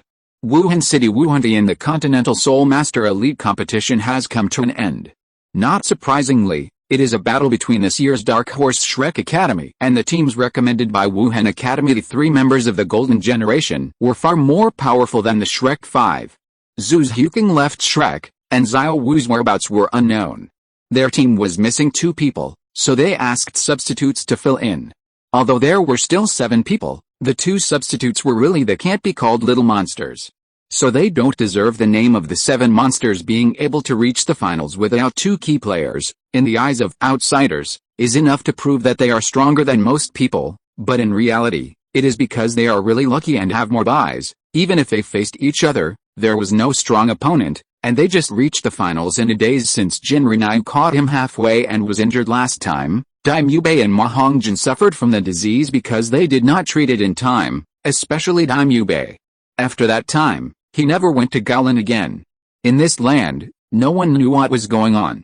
Oscar thought he had changed his ways because of Zhu Huking's departure among them. The most bizarre one was Tang San that day. After Oscar was treated and revived, he and Ning Rongrong went to find Tang San. They clearly saw that Tang San was dead, but not long after, Tang San actually regained his breath. Ning Rongrong was immediately startled, but it was Oscar who stepped forward to confirm that Tang San was still alive, and the two of them hurriedly rescued him. He was brought back, and after some treatment, Tang San recovered quickly. The healing spirit masters said that this situation was very strange, which showed that Tang San was okay, so he didn't say anything more and regarded it as a miracle. At the same time, when Tang San woke up, he also felt very strange. His soul had left his body at that time. How could it be possible again? He wanted to recall the situation at that time, but no matter how he thought about it, he couldn't remember what happened at that time. He only knew that his heart was pierced by Jinrinyu, and he couldn't remember anything else. It was a fact that he was dead at that time. He dared to confirm this, otherwise Xiao Wu would never have been missing after Tang San died once. Tang Hao originally didn't intend to let Tang San stay at Shrek Academy anymore, but Tang San only cared about Xiao Wu and would never give up until he found Xiao Wu. In desperation, Tang San could be allowed to do what he wanted to do. While Tang Hao went to recover from his injuries that day, he fought with Guangling and lost. If it weren't for something happening to Jinrinyu, he wouldn't have had a chance to escape. He had already lost one arm and could never lose another. The finals were set for 3 days. In order to find Xiao Wu, Tang San had to ask Yu Xiaogang to take him into the spirit hall, but Yu Xiaogang felt that this was too risky. The reason why he could freely enter and exit the spirit hall was because he liked Bibi Dong. But Tang San was different. If he was discovered when he went in, he would be dead. Yu Xiaogang was well aware of this matter, so no matter what Tang San said, he did not agree to bring the people in. He only agreed to Tang San to ask Bibi Dong whether Xiao Wu was captured by the spirit hall of, and it was precisely because Yu Xiaogang asked again and again that Bibi Dong suddenly became interested in this matter. If she guessed correctly, Jinrinyu most likely did this. Xiao Wu? Soul Beast? Bibi Dong's eyes lit up. Not long ago, she asked Gui Mei to go to the worship hall to inquire. 2 years ago, Jinrinyu did bring a girl back, and that girl seemed to be a 10-year-old soul beast. If it weren't for the fact that the soul beast had been staying in the enshrinement hall, Bibi Dong would have stolen it for himself. She looked at the green torso bone in her hand and couldn't help but laugh out loud. You, even if you are dead, you are still of vital use. The door to the secret realm of Rakshasa opened and Bibi Dong walked in. The man who was originally hanging on the spider web had fallen. His breath had become extremely weak. It looked like he only had a few days to live. Bibi Dong walked up to him, stretched out her hand to lift up his messy white hair, and said with some regret, Zuanling, you may not be able to see your daughter for the last time. What should I do? Jinrinyu hasn't come back yet. So what if she opens the divine test? I can't do anything to her, but you, don't even think about seeing her one last time. The heartbreaking words came out of her mouth lightly. Zuanling didn't struggle. A tear slowly fell from the corner of his eyes. After a while, he closed his eyes forever. Bibi Dong stood up and snorted, I originally wanted to use you to eat that girl, but it seems that I can't do that now. But your soul bone is still useful, and there is no way that girl will give up this soul bone. Tattoo. The sound of high heel shoes gradually faded away, and Bibi Dong chuckled.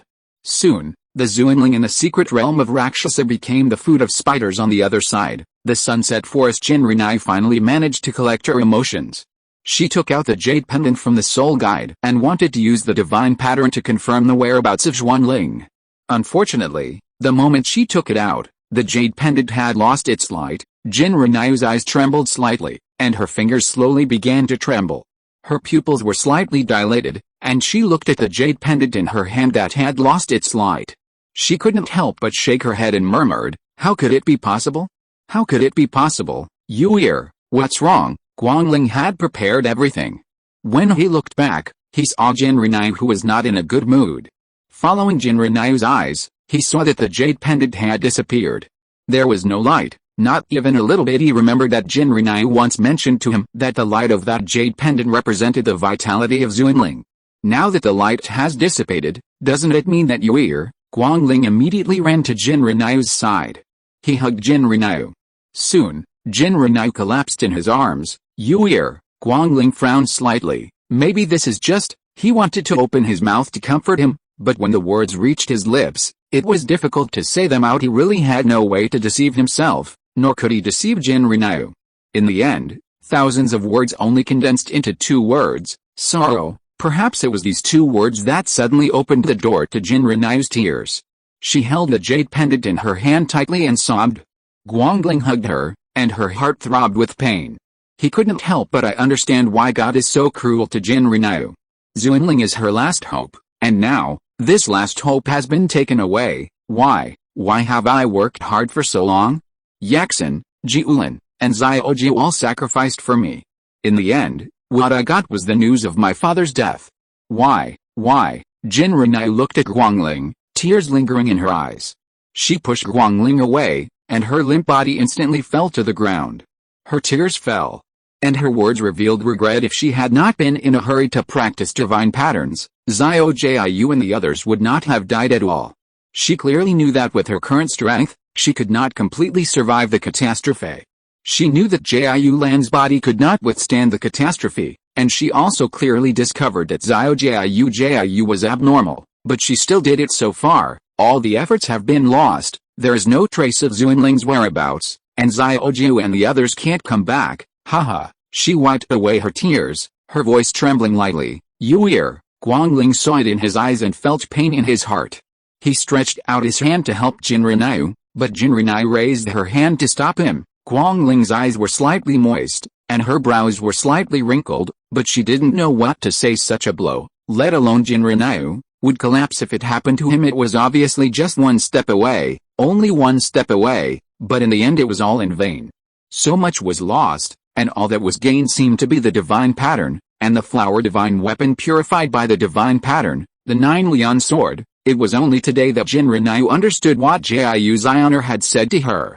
Her mother, Jiu Zioner, had planned everything long ago, and she could not refuse it at all. Even if this incident hadn't happened, she wouldn't have been able to save them. Chapter 168 Bet. Ayu, Guangling murmured. He didn't know what to say. Everything failed. Where is the solution? After that, Guangling and Jin Rinyu stayed in the Sunset Forest for a few days until the finals of the Continental Soul Master Elite competition started. Guangling's informant who stayed in Wuhan Hall sent him news that one of the contestants was named Tang San's Dark Horse. Guangling was surprised when he saw this, but he did not convey the news to Jin Rinyu immediately. It was Jin Rinyu who saw the note conveying the news, and the 2 of them hurried back. Jin Rinyu thought about it endlessly, but she never thought that Tang San would be resurrected. She really underestimated the cheat of the Son of Destiny. There was no extra time for Jin Rinyu to be sad. She knew in her heart that if Tang San didn't die, Wuhan Palace's final fate would never be changed. People around her had already lost so many. She absolutely couldn't lose Guangling again, and she absolutely couldn't. She can't lose anyone who is good to her. Hurrying back to the Wuhan Hall, Jin Rinyu didn't have time to pick up Zhu's Huking from the enshrinement hall and went directly to the competition site. Before leaving the Wuhan Hall, Jin Rinyu asked Guangling to arrange Zhu's Huking in the enshrinement hall. After all, Zhu's Huking's identity it's a bit special. In order to prevent some unnecessary things from happening, and to keep an eye on Xiao Wu, Jin Rinyu asked Zhu's Huking to be her companion. Of course, she was not locked up together, but she was asked to guide the little rabbit well so that the little rabbit would not have to worry about it. Thinking about things, turning into a depressed rabbit. However, Jin Rinyu felt that Zhu's Huking might not be so kind. After all, Xiao Wu had driven the Titan giant ape to seriously injure the original owner. Zhu's Huking's attitude obviously changed after learning about this incident. Who knows if they can get along well with each other on the field. The match between Shrek Academy and Wuhan Academy had already begun. Jin Rinyu and Guangling rushed to the auditorium. They both looked at Tang San in the center of the field and couldn't help but frown. Jin Rinyu clenched her fists and gritted her teeth. It's really him. When she killed him, she didn't notice anything wrong, and she was sure that Tang San was definitely dead. How could he still be alive and well? And not only is he alive and well, his strength has also increased a lot. Is it appreciated by the gods? Apart from this reason, Jin Rinyu could not think of any other reason. In Jin Rinyu's understanding, the only people who can interfere in the affairs of the human world are the people of the God Realm Committee first. Exclude the God of Goodness and the God of Life. As for the others, basically there is no need to think about them. They are most likely sure. Jin Rinyu said softly. If she had not given up on the goodness god test, She would now file a complaint with the god of kindness. She would not have a good time, and God sure would not have a good time either. Yue, over there. Guangling suddenly pointed in a direction. Jinrinai followed his direction and looked in the direction where Bibi Dong and the others were. Bibi Dong's Heng was also looking in her direction. The two looked at each other, and Bibi Dong smiled slightly.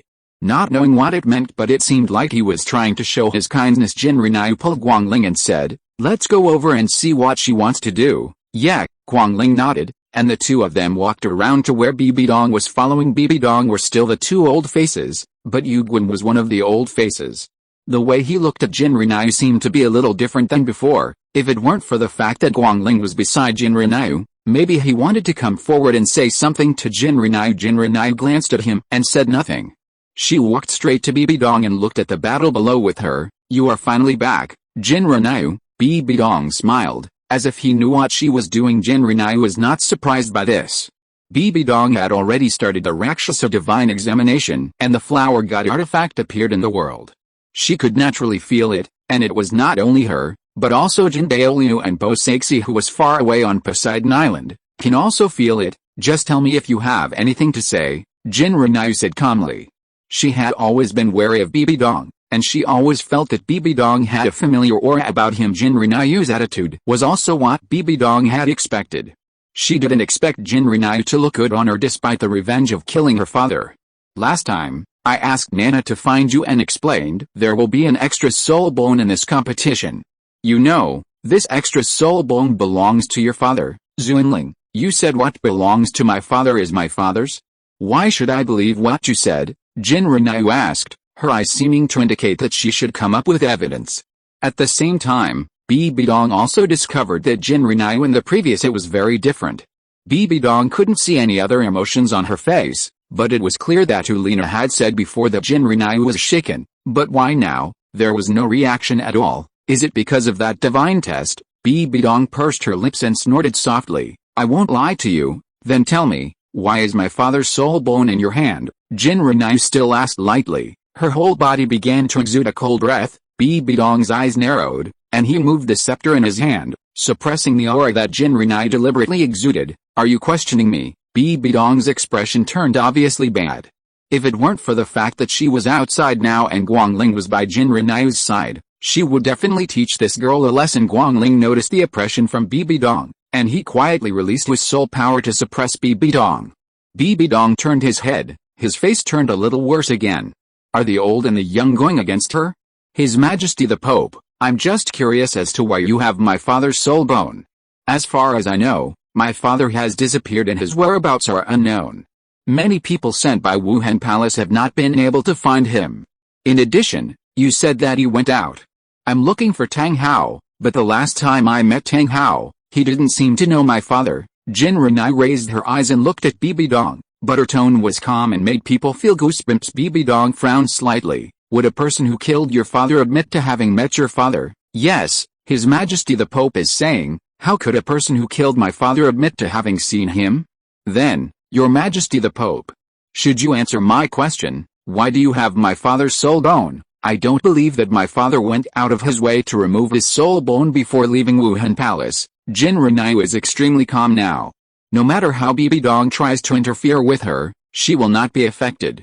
Even her mind will not contain the nonsense Bibi Dong said. After what Jinrinai said, Bibi Dong didn't know how to explain this problem.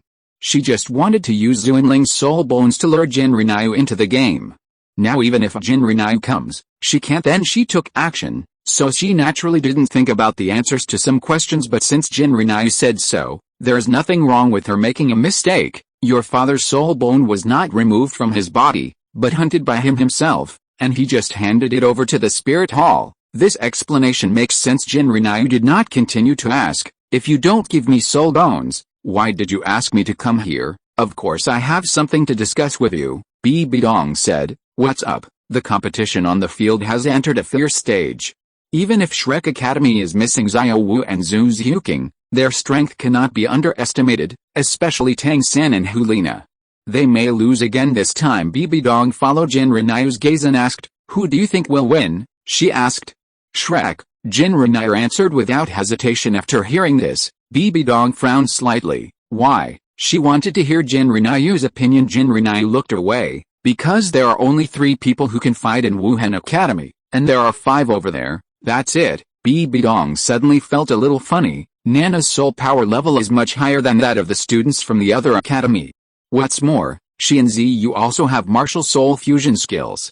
No matter how you look at it, they can't lose. Then we'll see, Jinrinayu said lightly. How about making a bet? She suddenly spoke, and Bibidong looked at her. Okay, what's the bet? Jinrinayu, my father's soul bone. Huh? Bibidong raised her eyebrows slightly. Then what if you lose? What is your bet? What do you want? She asked. Bibidong smiled softly and turned to look at the competition field. I heard that you captured a 10-year-old soul beast 2 years ago. How about the bet this time is on that 10-year-old soul beast? Jinrinayu was silent and hesitated for a while. Guangling raised her eyes and glanced at Bibidong, but didn't say anything. It's not surprising that Bibidong knew Xiao Wu's existence. After all, she was not far away. What? You can't bear to part with it? Bibidong pursued. Your father's soul bone is a 5-year-old trunk bone. It may not be worse than the 10-year-old soul beast. What's more, you can't absorb a 10-year-old soul ring at all now. Having a year-old soul beast by your side would be a bit of a nightmare. His Majesty the Pope is still in a mood for me to analyze. Jinrinayu looked at her and smiled slightly. Since His Majesty the Pope wants to bet, then let's do it. It just so happens that Wu Shi is here today, so we can ask him to bet for us. How about the 2 of you being witnesses? Okay, Bibidong readily agreed, and the 10-year-old soul beast was obtained. She was in a good mood and was not as serious as before when watching the game from Bibidong's invisible perspective. Jinrinayu and Guangling looked at each other. Seeing Jinrinayu looking determined to win, Guangling had nothing to worry about originally. Jinrinayu could get this soul bone without gambling. After all, it belonged to Zuanling, so there was nothing wrong with returning it to Jinrinayu. The battle between Shrek Academy and Wuhan Academy went back and forth.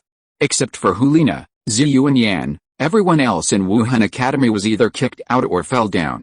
The scene quickly became 3-5, and even in this way, Bibidong is still very confident as Bibidong are. There are also the 3 so-called golden generations on the court. This match was pretty much what Jinrinayu had expected. Although Tang San and the others did not eat the fairy grass, their overall strength was not bad. Especially Tang San, perhaps because of the favor of the Shuri god, his strength was better than those who had eaten the fairy grass. The Grass Queen is much stronger. During the battle, for some reason, he suddenly raised his head and looked in the direction of Bibidong and the others.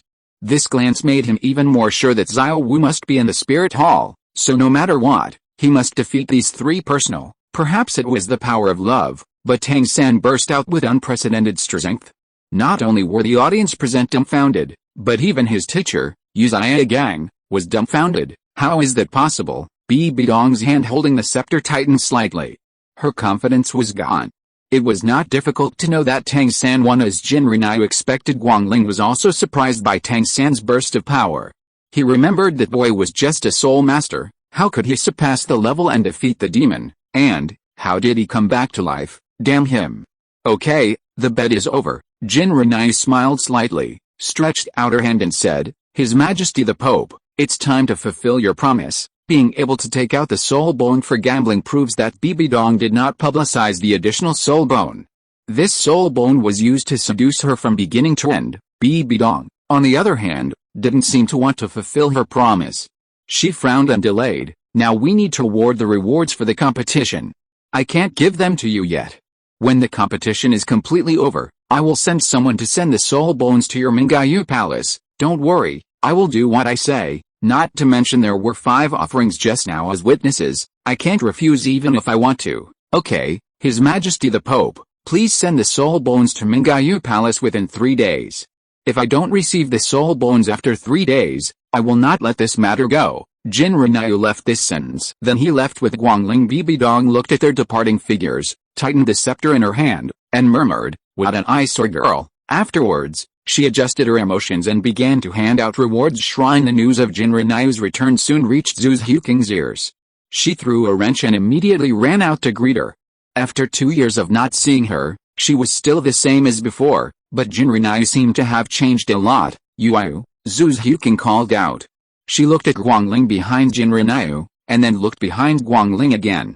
Seeing that there was no one, She couldn't help but feel a little strange, but she didn't directly ask her doubts. Yue, you are finally back.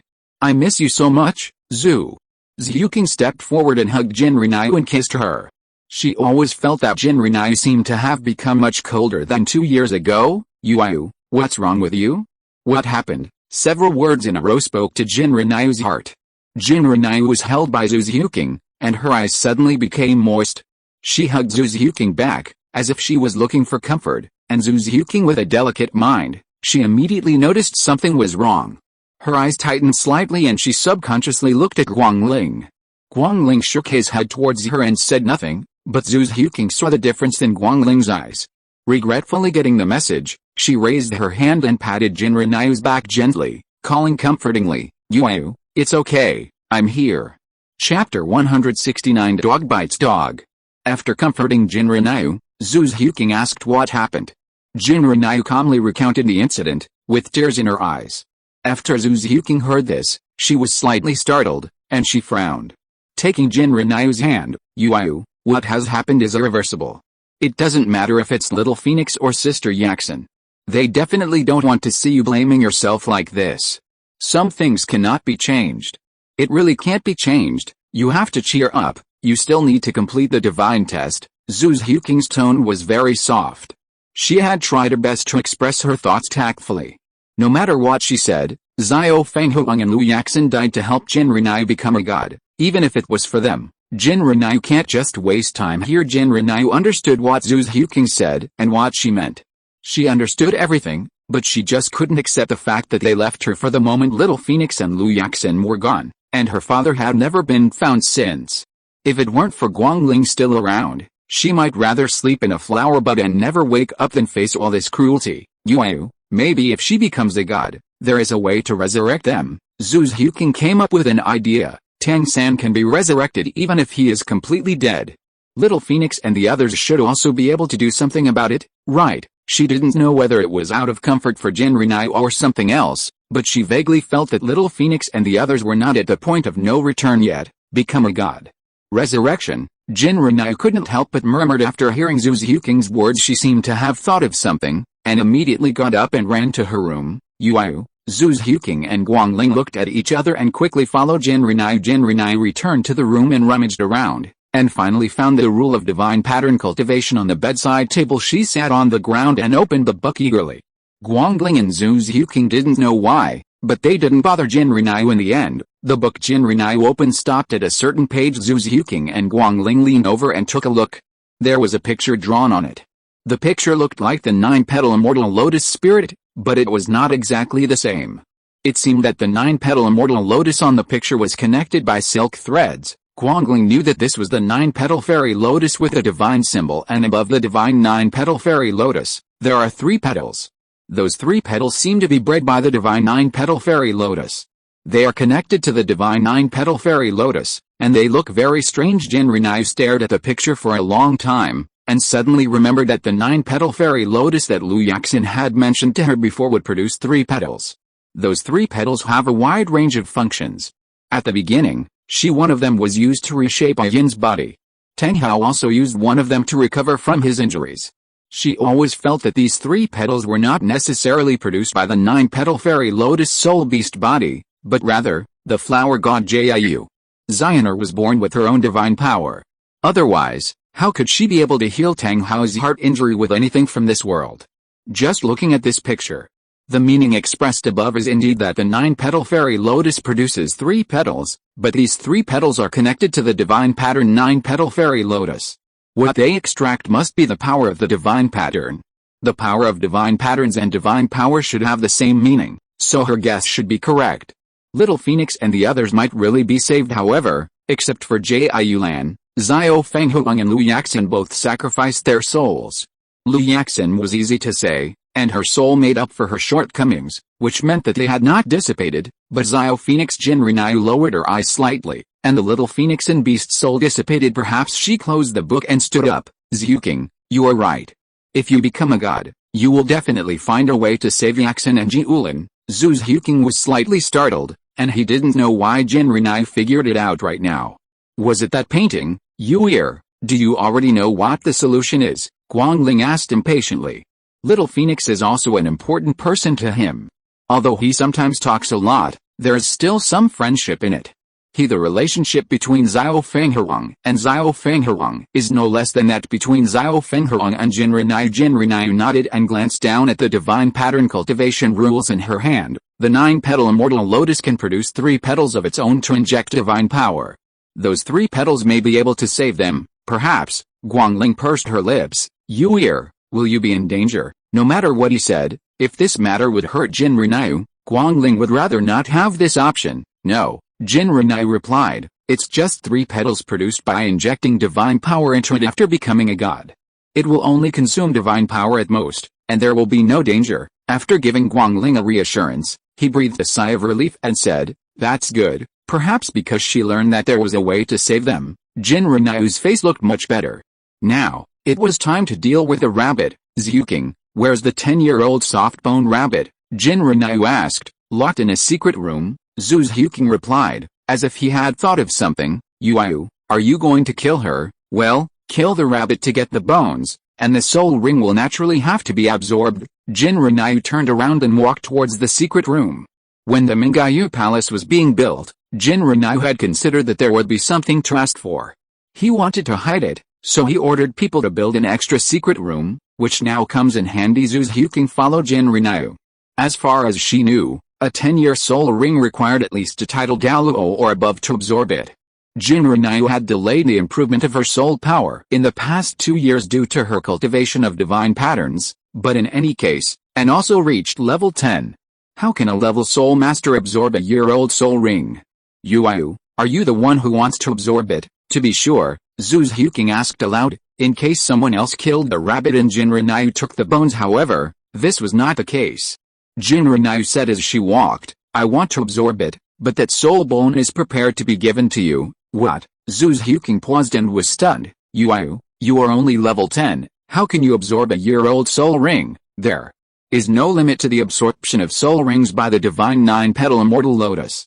You don't have to worry about this, Jinrinai said without mentioning anything else. Zhu Xiuqing continued to follow her. Yue, why did you give me your soul bone? A 10-year-old soul bone? Such a precious thing. Would you give it to her if you said it would be given to her? Zhu Xiuqing found it incredible. Even if her relationship with Jinrinai was relatively good, it shouldn't be good enough to give away 10-year-old soul bones, right? She can't even think about it. In fact, Jinrinai had already made plans in her mind about the ownership of the soul bone. The reason why she wanted to give it to Zhu Xiuqing was entirely because Zhu Xiuqing had helped her. In addition, she and Guangling already had right arm bones, so there was not much use in keeping them. Although it was said that it could be given to several other people for worship, there was only one soul bone, so it was not a big deal to give it to anyone. In the end, Jinrinai chose to give it to Zhu. Anyway, Zhu Xiuqing was also on her side, so giving it to her was not a problem.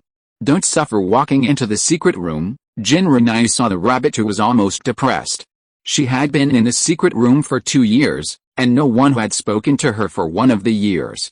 A normal person would also be depressed. Wu's ghostly appearance was indeed within Jinrinai's expectation. She didn't intend to talk nonsense with Xiao Wu, so she directly used the Jiulian sword to kill the rabbit and take the bones. The 9-Lian sword has now evolved into a magical weapon. Using it to kill Xiao Wu is indeed a bit overkill, but for the sake of speed and accuracy, Jinrinai still chose it. She didn't want to hear Xiao Wu's screams and be upset as expected. The soul bone Xiao Wu dropped was a right arm soul bone. Jinrinai picked up the soul bone and threw it to Zhu Xiuqing and said, I'll give it to you. Zhu Xiuqing took it and was flattered. Thank you, Yue. I didn't expect it to be true. Guangling leaned against the wall of the secret room. He raised his eyes and glanced at the soul bone in Zhu Xiuqing's hand. He felt a little envious in his heart. Alice, if he had known that he would not eat Tang Hao's right arm bone, he would have missed a piece of 10 yuan. The soul bone is old. Afterwards, Jinrinai began to absorb the 10-year-old soul ring. That Xiao Wu exploded. The process of absorbing the soul ring was not very smooth. Guangling asked Zhu Xiuqing to leave first, and he could just protect Jinrinai in the secret room. Zhu Xiuqing nodded and walked out obediently. She just got a 10-year-old soul bone, and she wanted it to absorb it as soon as possible to avoid long nights and dreams during this period. Zheng Mo came to Mingyu Palace to look for Jinrinai. He heard that Jin Renai was back, so he came over without stopping. However, because Jin Renai was absorbing soul rings at this time, no one except Zhu Huqing had time to talk to him. Zhu Huqing politely when I asked him the reason for his visit, he didn't see Lu Yaxin and didn't say anything. He just said a few perfunctory words to Zhu Huqing and left again on the way. He also wondered why he didn't smell Lu Yaxin's scent in Mingyu Palace. Half a month later the continent-wide Soul Master Elite competition was successfully completed. But Bibi Dong lost all his money. She originally thought she could use the bet to get Jin Renai to hand over the rabbit, but who knew that after losing her wife and losing her troops, she got nothing in the end. In the Pope's palace, she rubbed her brows and sat sideways on the Pope's throne.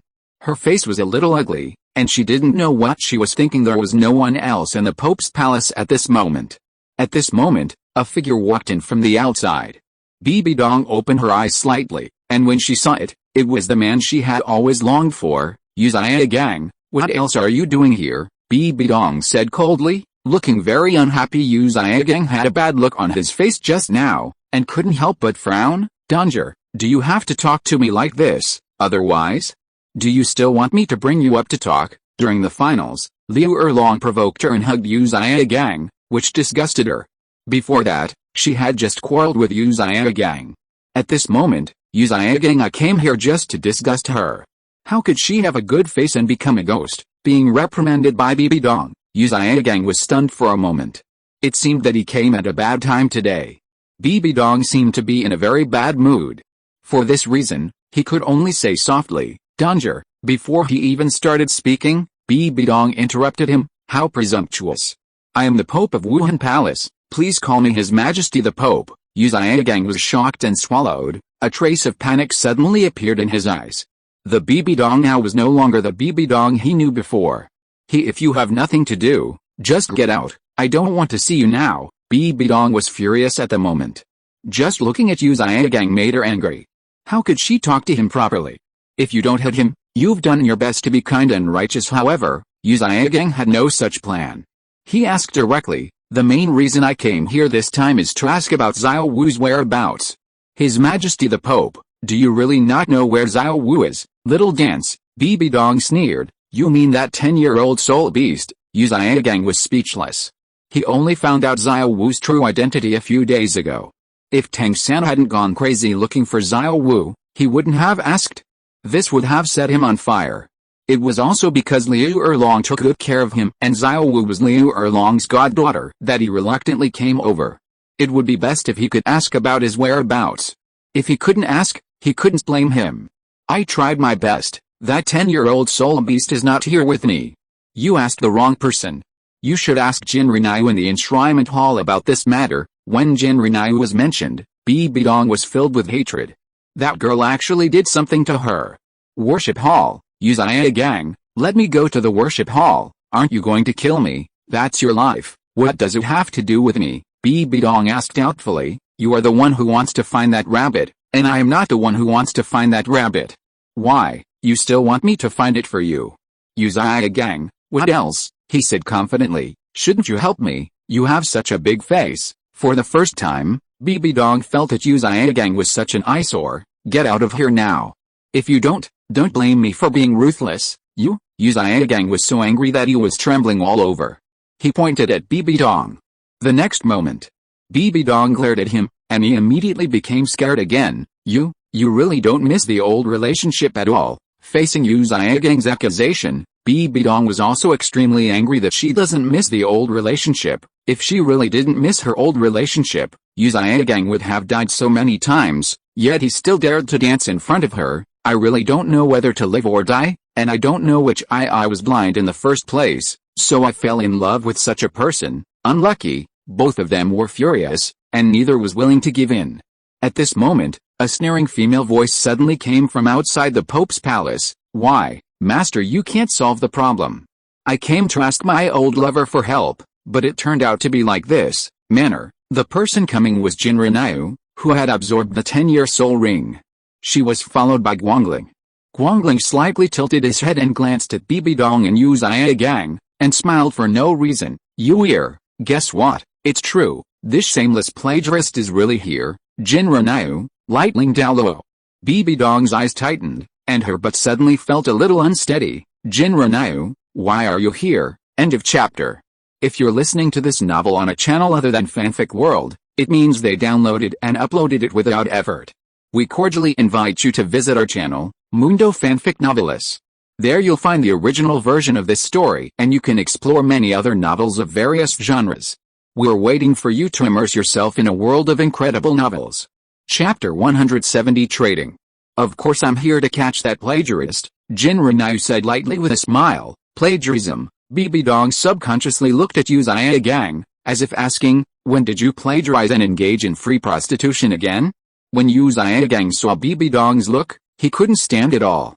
He looked at Jinra Niu angrily and accused him in a very bad tone. Jinra Niu, what nonsense are you talking about? Who plagiarized? Who is in vain? Whoring. You, a hopeless person who has no respect for your elders, are you worthy of saying that I plagiarized? What kind of elder are you? Snapped. Jinra Niu stepped forward and slapped Yu Gang on the face. You stole the knowledge of Wuhan Palace and used it for your own use after explaining it casually. How dare you say it so confidently? I didn't plagiarize for free. If the woman above hadn't let you in, how could you have known so many things? A half-level congenital waste has the nerve to pretend to be fat here. Why, who do you think my elder is? Have you taught me? What is it? There are no useless martial spirits, only useless soul masters, right? How shameless. The sound of slaps resounded throughout the silent Pope's palace. Bibi Dong was slightly stunned, a bit incredulous, while Guangling raised her eyebrows and stood aside to watch the show for a level 29 Great Soul Master. Considering Jinra Niu's current strength, just releasing his soul power is enough to make him unable to stand up. He is just rubbish among rubbish, and there is no need for him to take action. Yu Gang was slapped to the ground, his head was buzzing, and he didn't react for a long time. Jinra Niu looked at Bibi Dong on the high seat without any expression. She shook her hand and said lightly, His Majesty the Pope, Yu Gang's order of elder has been withdrawn. Is he still considered an elder in the Pope's palace? Of course not. Bibi Dong took a breath. Jinra Niu's slap just now seemed to use little force, but it actually hit the person's tibia. After a while, Yu Gang would probably feel pain. Ao screamed, and now she didn't want to directly conflict with Jinra Niu. She still had a great cause to complete. She was just a man, and he wouldn't die. He was just a little injured, so he could be raised. Jinra Niu nodded. Since it doesn't count, then I will clean him up. Clean up. Bibi Dong frowned slightly, but still couldn't hold it back. Wait, do you want to kill him? Of course. Jinra Niu raised her head, with a slight smile on her lips. Does the Pope still want to keep a person who stole the knowledge of Wuhan Palace? He didn't steal, Bibi Dong explained. Those theoretical knowledge were all written by him through practice step by step. Jinra Niu smiled softly. Haha, His Majesty the Pope is really willing to excuse him. This is not an excuse. This is a fact. Bibi Dong frowned, and her face looked a little bad. She didn't like people talking back to her in her field, especially the little girl in the worship hall. What kind of truth? Jinra Niu stepped on the waist of Yu Gang, who had not yet recovered. Yu Gang felt the pain and immediately cried out, Ah, danger, save me, Guangling. Speechless, a grown man asked a woman for help. How blind was Bibi Dong to fall in love with such a useless and ugly man? Not only Guangling was speechless, but Bibi Dong also felt speechless. Why does she feel that the Yu Gang in her memory is not like this? His Majesty the Pope, this man can have sex with his cousin, but you don't care what he does. If you really don't want him to die, just throw him into prison and let him suffer. How about it? Jinra Niu raised her eyebrows, but her tone didn't sound like a discussion. Bibi Dong was silent for a while, then she pursed her lips and threw it into the boss. That's okay. It just so happens that she doesn't particularly like this man now, so there's nothing wrong with letting him suffer and save his life. It's up to you. After Bibi Dong spoke, Yu Gang felt like a bolt from the blue. He roared like crazy. Bibi Dong, how could you treat me like this? Didn't I treat you badly before? Have you forgotten the oath we made? Alright. Aren't you afraid of being punished by God for treating me like this? Shut up. Jinra Niu kicked him in the head. If you have anything to say, go to jail and say it, you crazy guy. As soon as she finished speaking, she sent someone to drag Yu Gang down. Bibi Dong said in a deep voice, looking a little angry. Really speechless, Yu Gang was dragged away, and Jinra Niu had no intention of staying in the Pope's palace. According to Liu Erlong's favorite Yu Gang's life or death temperament, There was a high probability that he would break into the Wuhan Palace to save people, just in time. She waited, maybe she could catch Tang San again this time. She didn't plan to kill Tang San. Since there was heaven's intervention, she would obey heaven's will and save Tang San's life. In some matters, if there were too many divine intervention, she would be condemned after leaving the Pope's palace. Jin Renai returned to the Mingayu Palace to practice. Since she is a descendant of the flower god, she can directly pass on the flower god test without taking the test. The only requirement is to be promoted to title Douluo. According to Jin Renai's understanding, the flower god is only a second-level deity, and she has the status of a god. She could ascend to the divine realm, but Guangling didn't, and the second-level gods couldn't bring their families to the realm. When the time came, she would be separated from Guangling forever, which would be in vain. Therefore, Jin Renai is planning to find another god to inherit the position. It doesn't matter whether she takes the position of flower god or not. She just needs the power of the flower god to produce 3 petals for herself to save Liu Yaxin and the others. When the time comes, the power of the god will be exhausted. When the bid is broken, the flower god bit will naturally disappear if she can't find a new god to pass on. Spending her life with Guangling in the human world doesn't sound too bad, but the premise is that she must avoid a big war. The first thing to avoid a war is to curb the rise of Tang San, the son of destiny. At the same time, she must also stop Bibi Dong's ambition. That crazy woman's mind is no longer its original mind. The Rakshasa god in her dark self has swallowed up her original self, and her thoughts cannot be changed in a moment. Therefore, the best way is to kick her down. It will take her 1,000 years to do this, Pope. If you want to become the Pope, you must at least be stronger than Bibi Dong. Bibi Dong is already over 90 levels now, and she is only over 50. There is a huge gap between the two. In 4 years, it is nothing to be promoted to title Douluo. It's difficult. There are a lot of fairy grass that can be eaten, and with the self-produced soul power that Jiuxin'er has sealed in her body, she can be promoted to obtain the flower god's power. She has the magic weapon in hand. Forcing Bibi, it is not difficult to hand over power to the east. After 4 years, Liu Yaxin and the others only need to wait for her for another 4 years before they can meet again. No matter what, she will not let them go this time. A few days later, Liu Erlong, who is in Shrek Academy, didn't wait for Yu Xiaogang's return.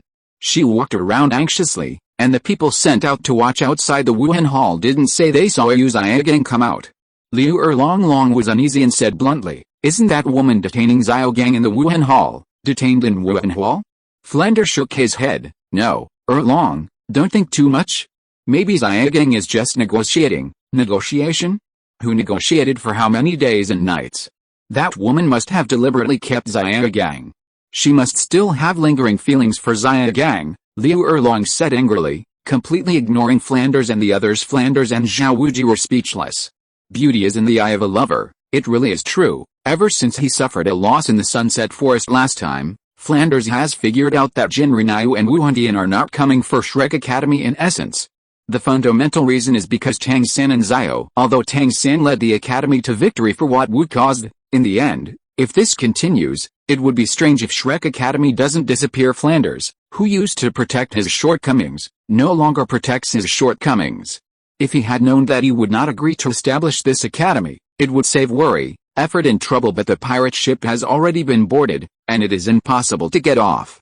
The left and right can only bite the bullet and get on. And having said that, he and Xiao Wu only found out about Yu Xiaogang's visit to Wuhan Palace today. If it weren't for Liu Erlong's quarrel, they would still have been kept in the dark. Do you really think of them as big grievances?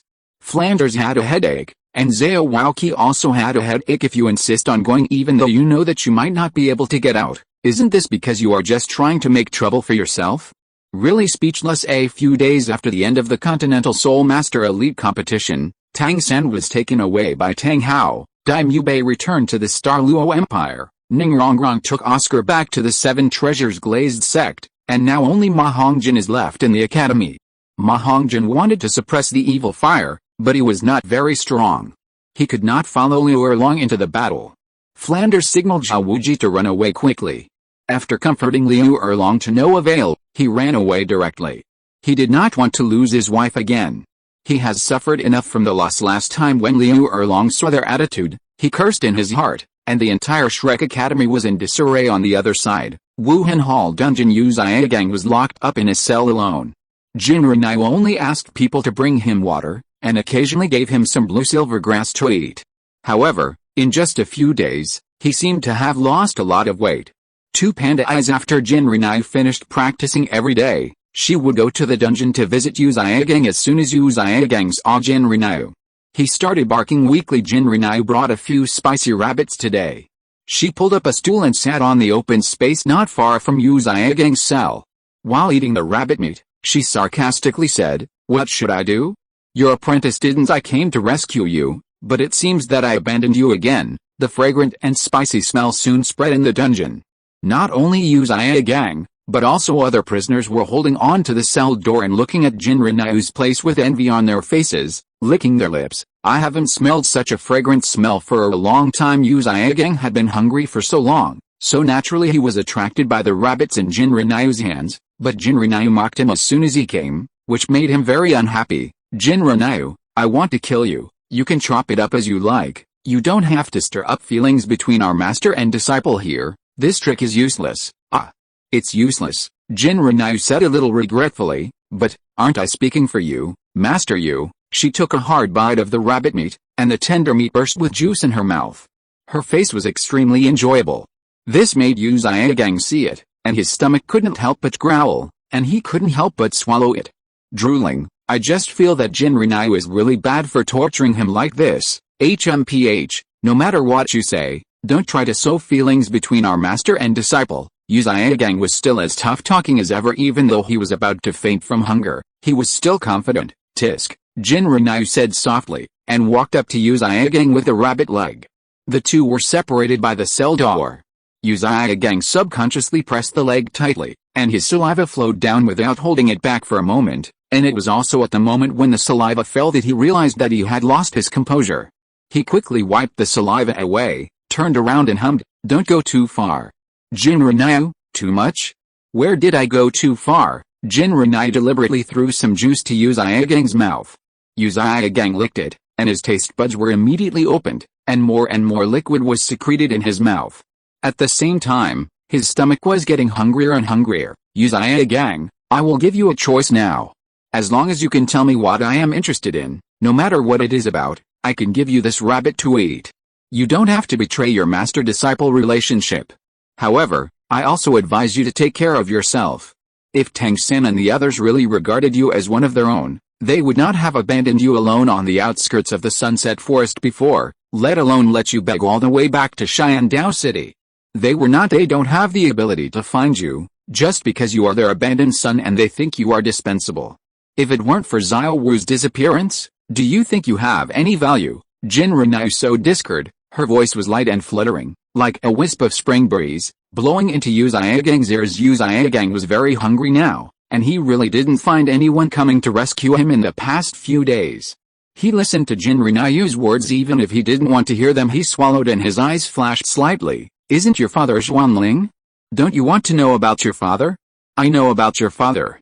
As long as you let me out and promise not to hurt me again, I can tell you everything I know." At the mention of Xuanling, Jinru's gaze paused. She narrowed her eyes slightly and said lightly, "Telling lies can lead to death. My life is in your hands now. What lies can I say?" "Jinru, I know far more than you do. If you don't believe it, you don't have to listen. It's okay not to do this deal." Yu Xiaogang turned around deliberately and looked unconcerned.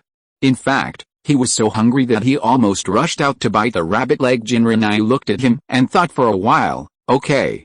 Chapter 171. "Tell me what you know." Jinru went to sit on the stool and looked at Yu Xiaogang. He and Xiaogang stayed on the rabbit leg in her hand.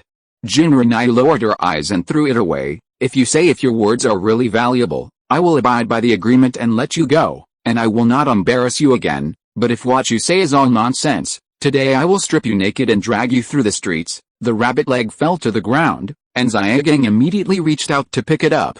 He gnawed on the rabbit leg hungrily, not listening to Jinru's words at all. Jinru just looked at him and smiled coldly. "That's almost enough, damn, starving ghost, you've been hungry for so long. It's no wonder you're not like me," Yu Xiaogang retorted, and he quickly finished a rabbit leg. "Give me a drink. Do you want me to slap you?" Jinru raised her hand, and Yu Xiaogang was immediately frightened. "No, I'll swallow it myself." He was still hurting from the slap Jin Renai slapped him before. If he gets another slap now, his face will be distorted. How will he see anyone in the future? Jin Renai, I don't have much patience. You'd better tell me some valuable news, otherwise if I get angry, the consequences will be disastrous. You don't have to threaten me like this, Yu Zhigang said with a frown.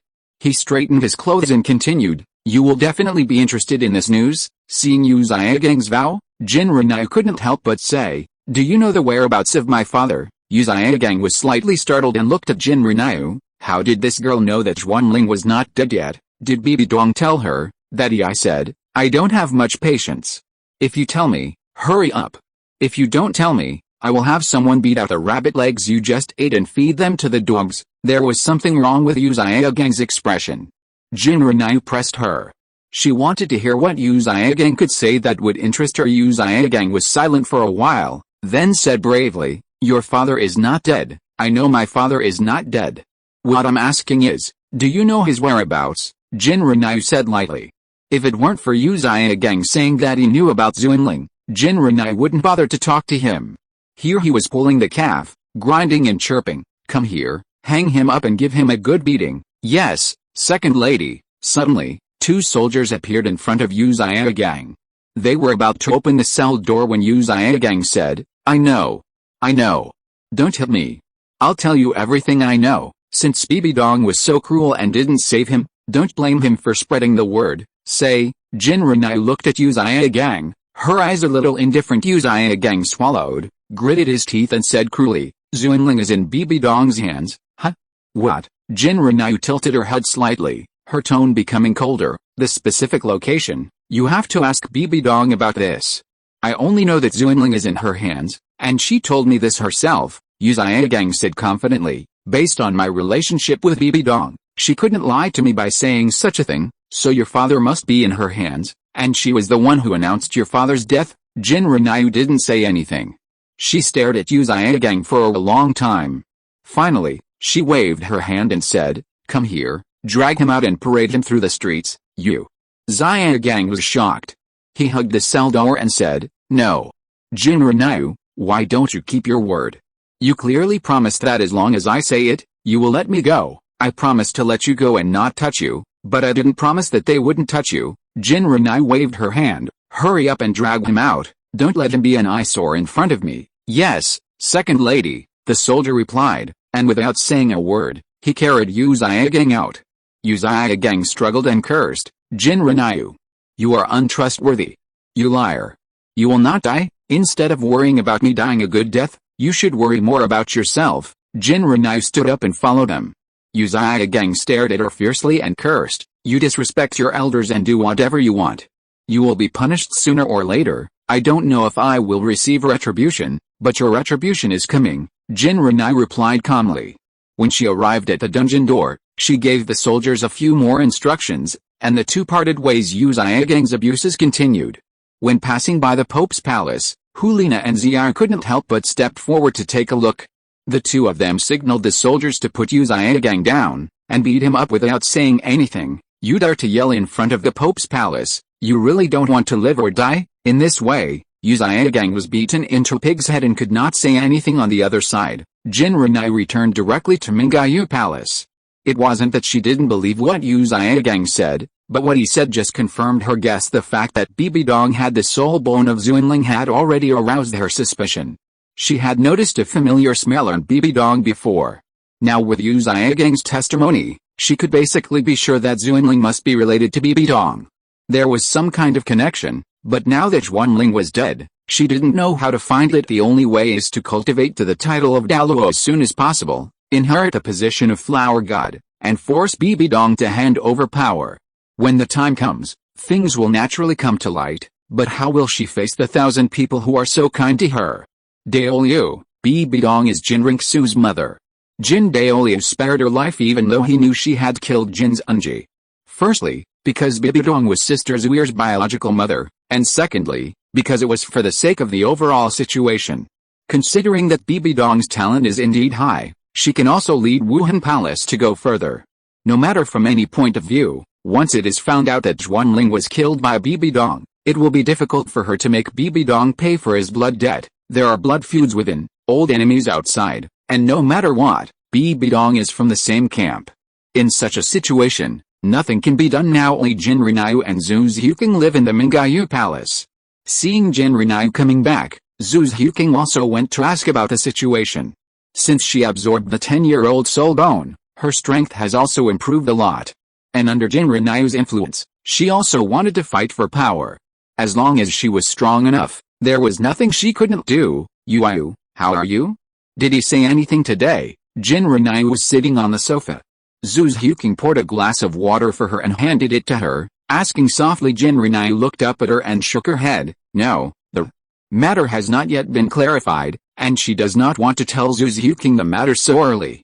She is the only one beside her now, and Zhu Xiuqing cannot let anything happen again, so I paraded him around. Jinrinayu took a sip of water and added another sentence. Huh? Parade? Zhu Xiuqing was slightly stunned. No wonder I just heard outside that someone was dragged to the Pope's palace, yelling and beaten up. It turned out to be him. Huh? Got beaten up? Jinrinayu raised her eyebrows. Who did it? Hulina and Ziyu. Oh, Jinrinayu nodded and said nothing more. Those two brothers and sisters should go their separate ways. After a while Tang San will also appear in the killing city. It's a pity that she doesn't have the time to waste time there anymore. Let him develop first. After losing so many opportunities, whether he can grow up may be a question. Xiuqing, do you want to go somewhere to practice? Jinrinayu suddenly asked. Experience? Zhu Xiuqing shook his head. I never thought about it. Yu, do you want to go out to practice? It doesn't count as experience. Jinrinayu thought for a while and said, I am going to go to Sunset Forest.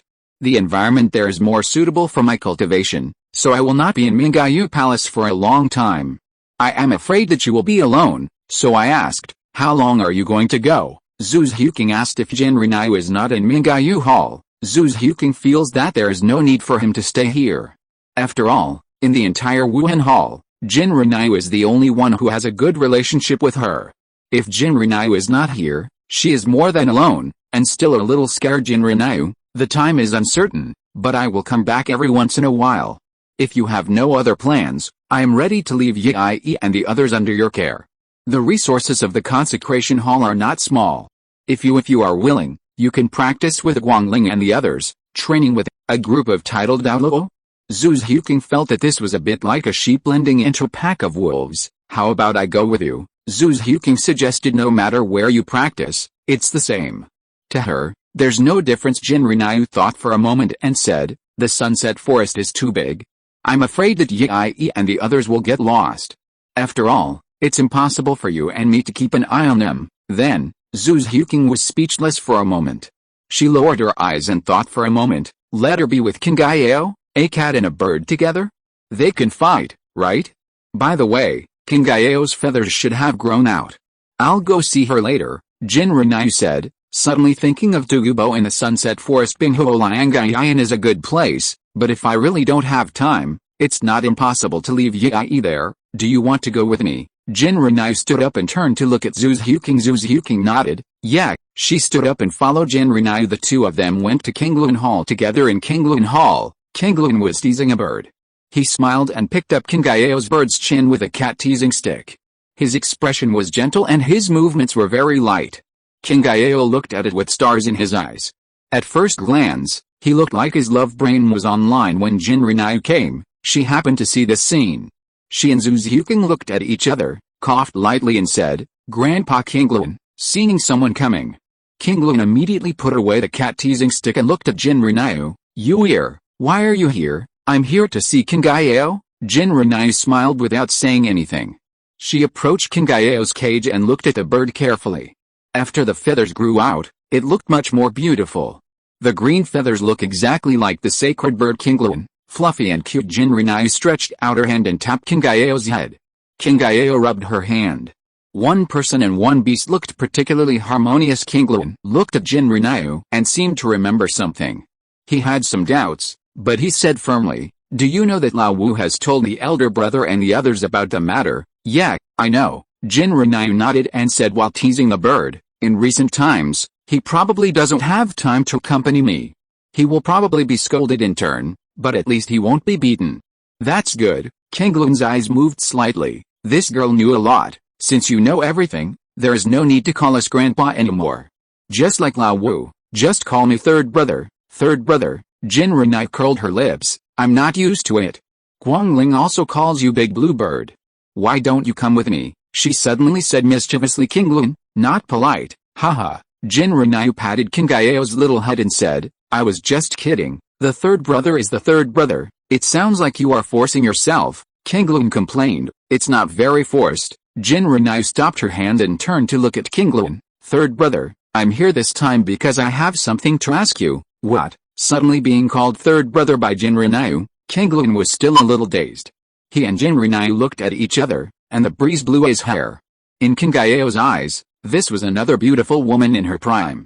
In the scene, she stared straight at Qinglun. Her eyes couldn't tolerate anyone else. Qinglun glanced at Qinggao and shook his head helplessly. He didn't know what was going on with this bird. It always liked to stare at him. If it weren't for the fact that she looked very pleasing to the eye after she grew feathers, he wouldn't will keep her. I'm going to Sunset Forest for further training soon. My kitten is left alone. Why don't you take her to practice? Jin Renai pursed her lips and showed a big smile. The way she looked like she was begging for help was exactly the same as Guangling's. What a couple. Are you talking about her? Qinglun pointed at Zhu Zhuking. Jin Renai nodded. Yeah, Zhu Zhuking. Qinglun looked Zhu Zhuking up and down and said, okay, when are you going to Sunset Forest? Are you going with Lao Wu? Jin Renai's divine pattern has been completed, and now she is just waiting to inherit the position of flower god. Guangling has already told them all about this matter.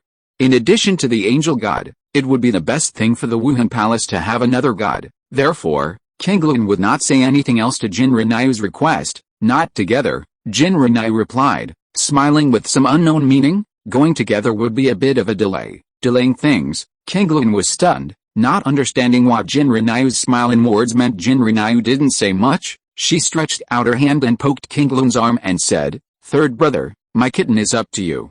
You should be nice to her. When you turn around, I will bring you some good things. Don't worry, I won't bully her. As for your good things, it doesn't matter whether you give them to her or not, but it's better for you to tell Lao Wu. Qinglun suggested he didn't want to be pestered by Guangling when the time came. Understood. Jin Renai waved her hand, then she looked back at Zhu Zhuking, pursed her lips, and said nothing. The two of them read each other's thoughts in their eyes. Jin Renai turned around and flew away. Zhu Zhuking looked at her outrageous back and frowned worriedly at the same time. Outside the Wuhan Hall, Yu Zhigang had been dragged out to parade on the street. He had a sign on his body that said I plagiarized, I prostituted for free, I am shameless, which caused passers-by to talk a lot, and they were all curious about who was being beaten. Who is the man with the pig's head? At this moment, a sharp female voice sounded, breaking the excitement in the city. Zhiao. Chapter 172. Do you think you are affectionate? Liu Erlong had been worried so much these days that he ran out of Shrek Academy to look for Yu Zhiagang. Who knew that he had just arrived at Wuhan City and saw Yu Zhiagang being dragged through the streets. She was angry and punched away the two soldiers who were guarding Yu Zhiagang. The fire dragon rushed to the ground and spread to the people nearby. Some people were injured by the fire.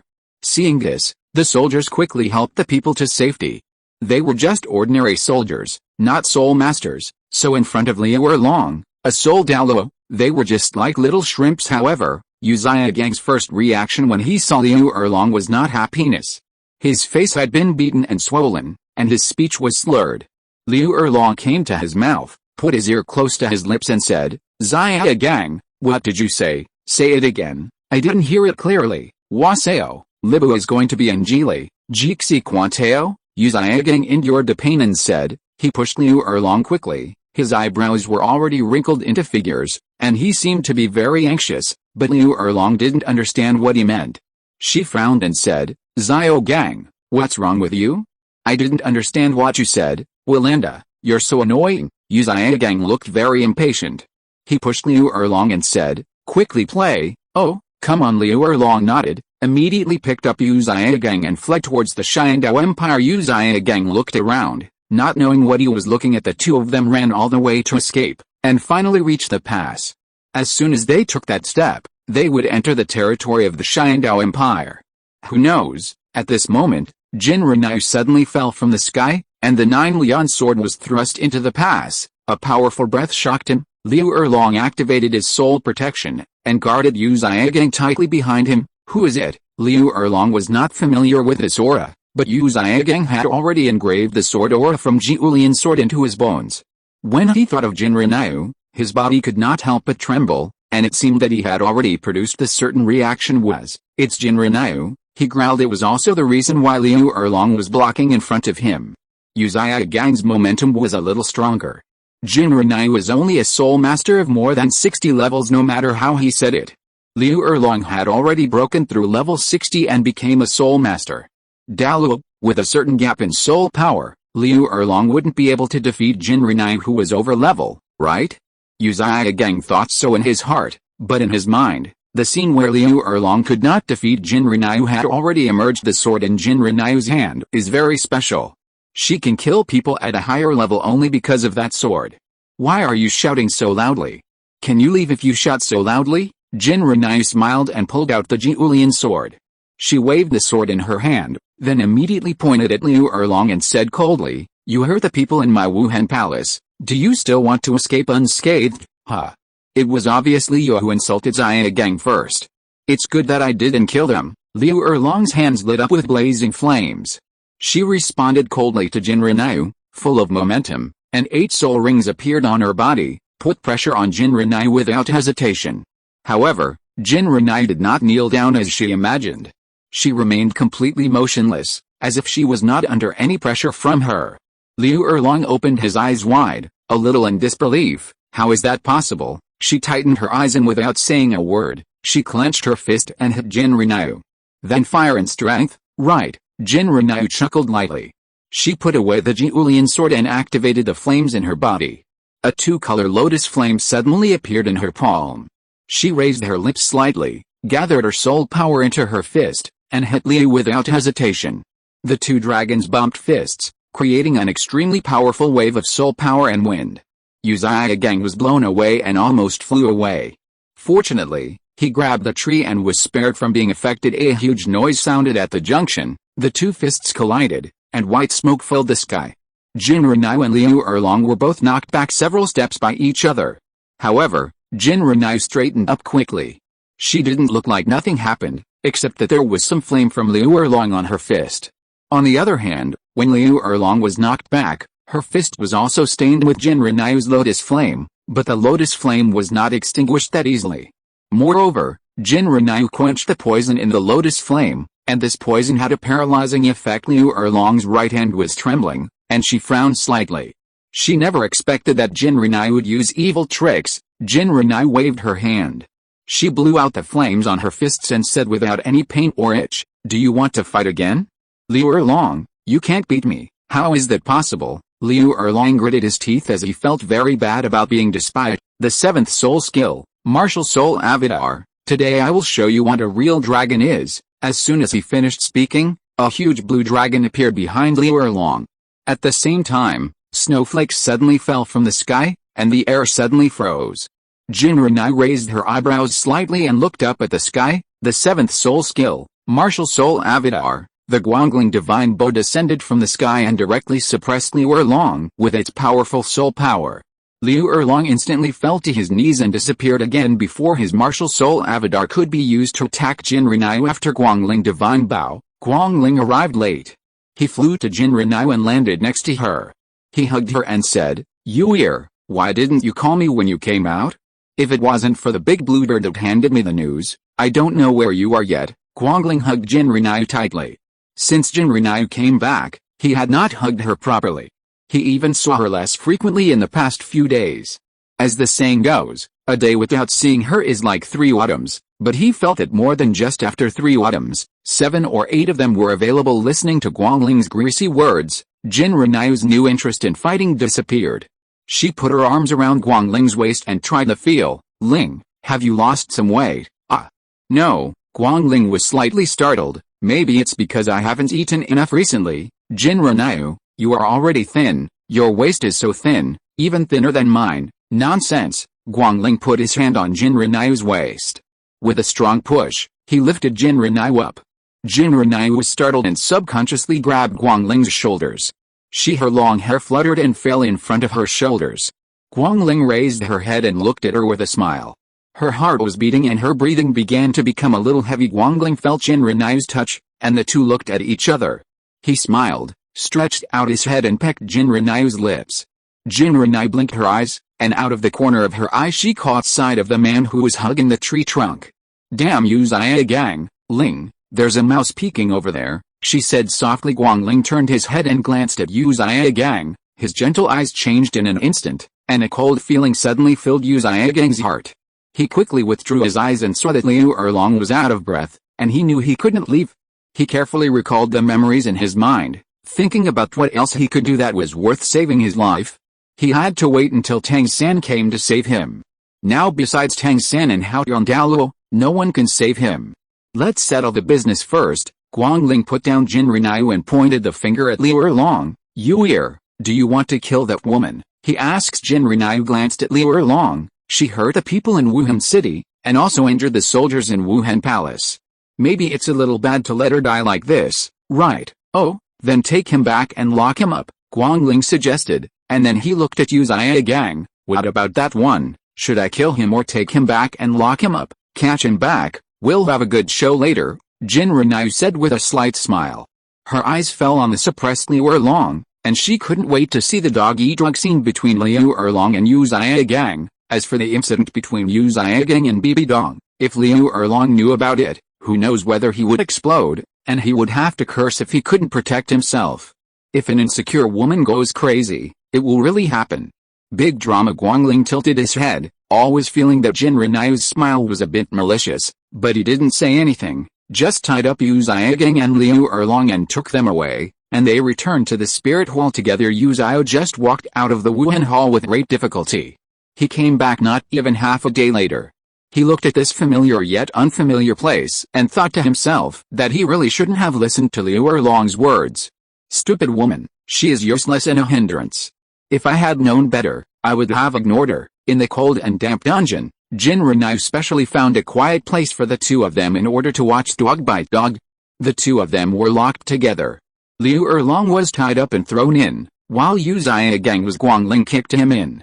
He closed the cell door, clapped his hands, and said with some disgust, "Tisk, it's really dirty." If it weren't for Jin Renai saying there was a good show to watch here, he wouldn't have come to this place. There are very few people coming to the cell in this position, and people would not be locked up here under normal circumstances. It is cold, damp, and smelly. If you are not a very vicious person, you will not have the chance to live here. It seems that this little J girl is lover and he just became friends again. It's okay. Guangling walked to Jin Renai's side. "Is there any good show we can watch?" He approached Jin Renai and asked softly. Jin Renai raised her eyes and said, "You'll know later. Let's move a stool and sit down first." "Okay, I'll go." Guangling nodded and moved quickly to move the stool. "By the way, he also brought 2 peaches. Give you." He threw it to Jin Renai, who took it and waved. "You still understand me? Otherwise, I remember your preferences very clearly. So can you let me sleep in the Mingyu Palace tonight?" Guangling sat on the stool, crossed his legs, and stretched his head to the side of Jin Renai's head. A slight bump. Jin Renai raised her hand, pushed Guangling's head away and said, "No, because I won't be in Mingyu Palace tonight." "Why? Are you going to Sunset Forest tonight?" Guangling asked aloud. He knew that Jin Renai was going to Sunset Forest, but he didn't expect that she would be so anxious. She would go immediately after settling the matter here. "No." Jin Renai shook her head. "I'm going to go find Sister Zuir." "Sister Zuir?" Guangling paused for a while and suggested, You should change your name in the future, otherwise it will be embarrassing to call her like that." "It's really embarrassing to call each other his own. It seems that they have made this place very messy." "Yes, that's what you said," Jin Renai responded in a low voice. In fact, she went to Jin Ringsu this time to tell her about herself and Guangling, so that she would not be the last to know and would have to blame her later. She didn't say the two of them said something to each other, but they forgot about Yu Xiagang and Liu Erlong, who were still locked in the cell. Yu Xiagang was thinking about his use value at this time, while Liu Erlong was not at all. He said impatiently, "Can you please stop talking about love here? It's really annoying." Liu Erlong's voice broke the conversation between Jin Renai and Guangling. They both looked at Liu Erlong. Guangling curled his lips and said, "Can I kill her? I'm still restless after being tied up." And I have to come out to seek death? Jin Renai stood up and said, just let me vent your anger for you. Dead people are not fun. When she finished speaking, she raised her palm, and lotus flames suddenly appeared in her palm. She introduced to Uzia Gang, this is a flame that is not afraid of water and cannot be extinguished by ordinary methods.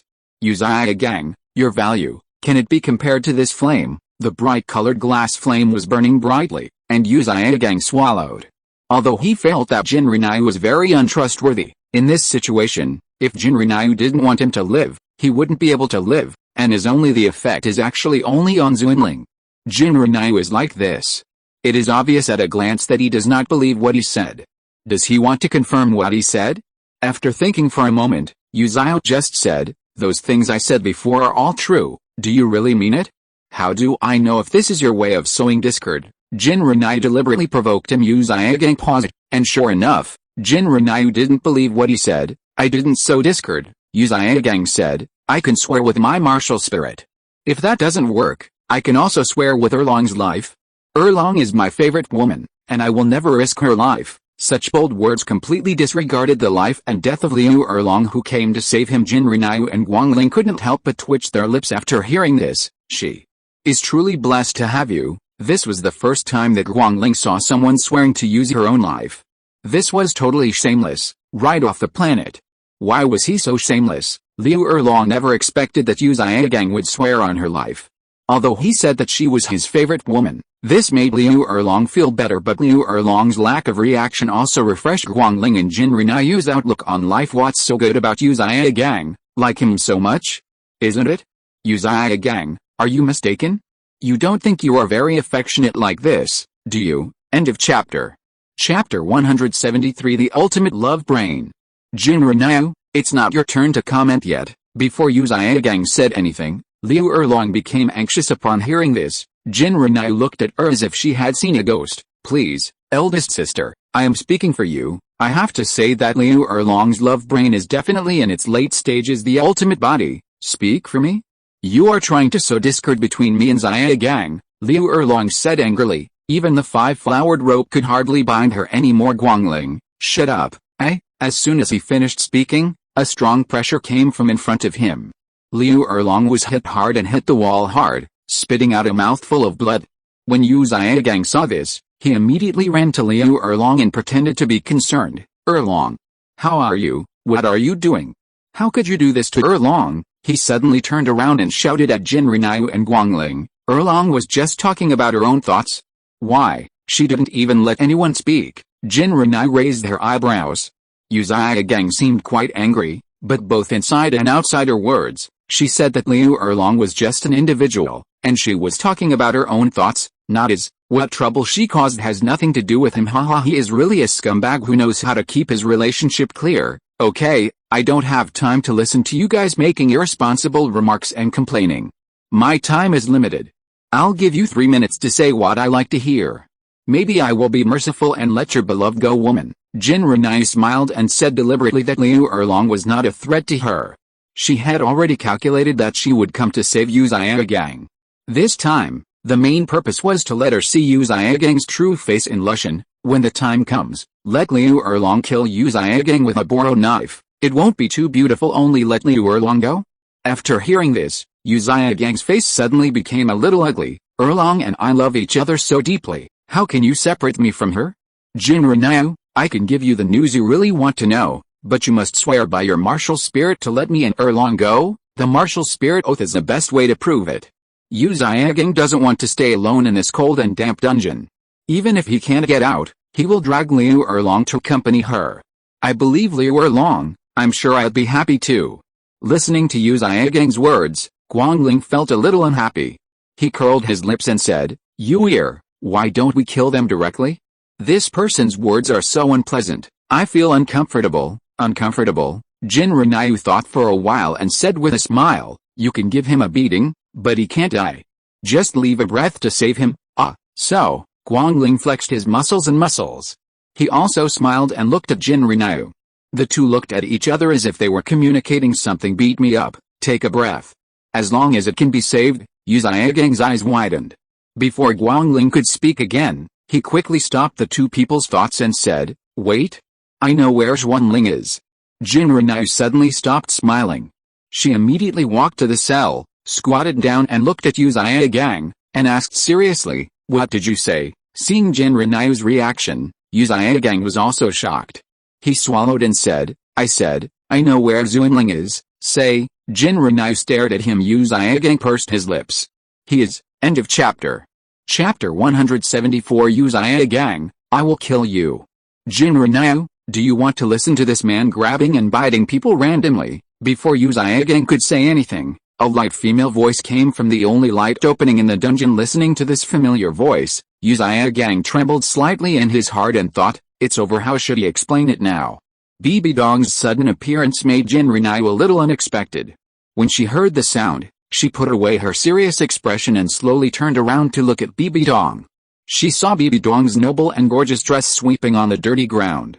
That unparalleled nobility seemed a bit inconsistent with a damp and cold dungeon environment. Jin Renai looked at her and narrowed her eyes slightly. My noble Pope, how come you still have time to come here? I heard that someone injured a soldier of my Wuhan palace. As the Pope, I should ask about it, right? Seeing Guangling here, Bibi Dong's attitude was better than usual. She glanced at the two people in the cell. One was the man she once loved, and the other was the love rival she once hated. Looking at these two people now, they seemed particularly special. Perfect match. Jin Renai followed her gaze and looked at Yu Gang, smiled and said, of course I should ask, but I don't know what His Majesty the Pope plans to do with it, how to deal with it, Bibi Dong said coldly, and her indifferent eyes fell on Liu Erlong. Yu Gang was in a dilemma at this time, with Liu Erlong on one side, Bibi Dong on the other, and Jin Renai on the other. If he cares about Liu Erlong, Bibi Dong will definitely be unhappy. If he cares about Bibi Dong, Liu Erlong will definitely be unhappy. But if he reveals what happened between Guangling and Bibi Dong will definitely not let it go. But if he doesn't show up, Jin Renai will not let him go. No matter which one he chooses now, he is desperate, and it doesn't matter which one he chooses. Seeing that Bibi Dong was about to attack Liu Erlong, Yu Gang was still very confused. After all, Liu Erlong had taken care of him and never left him.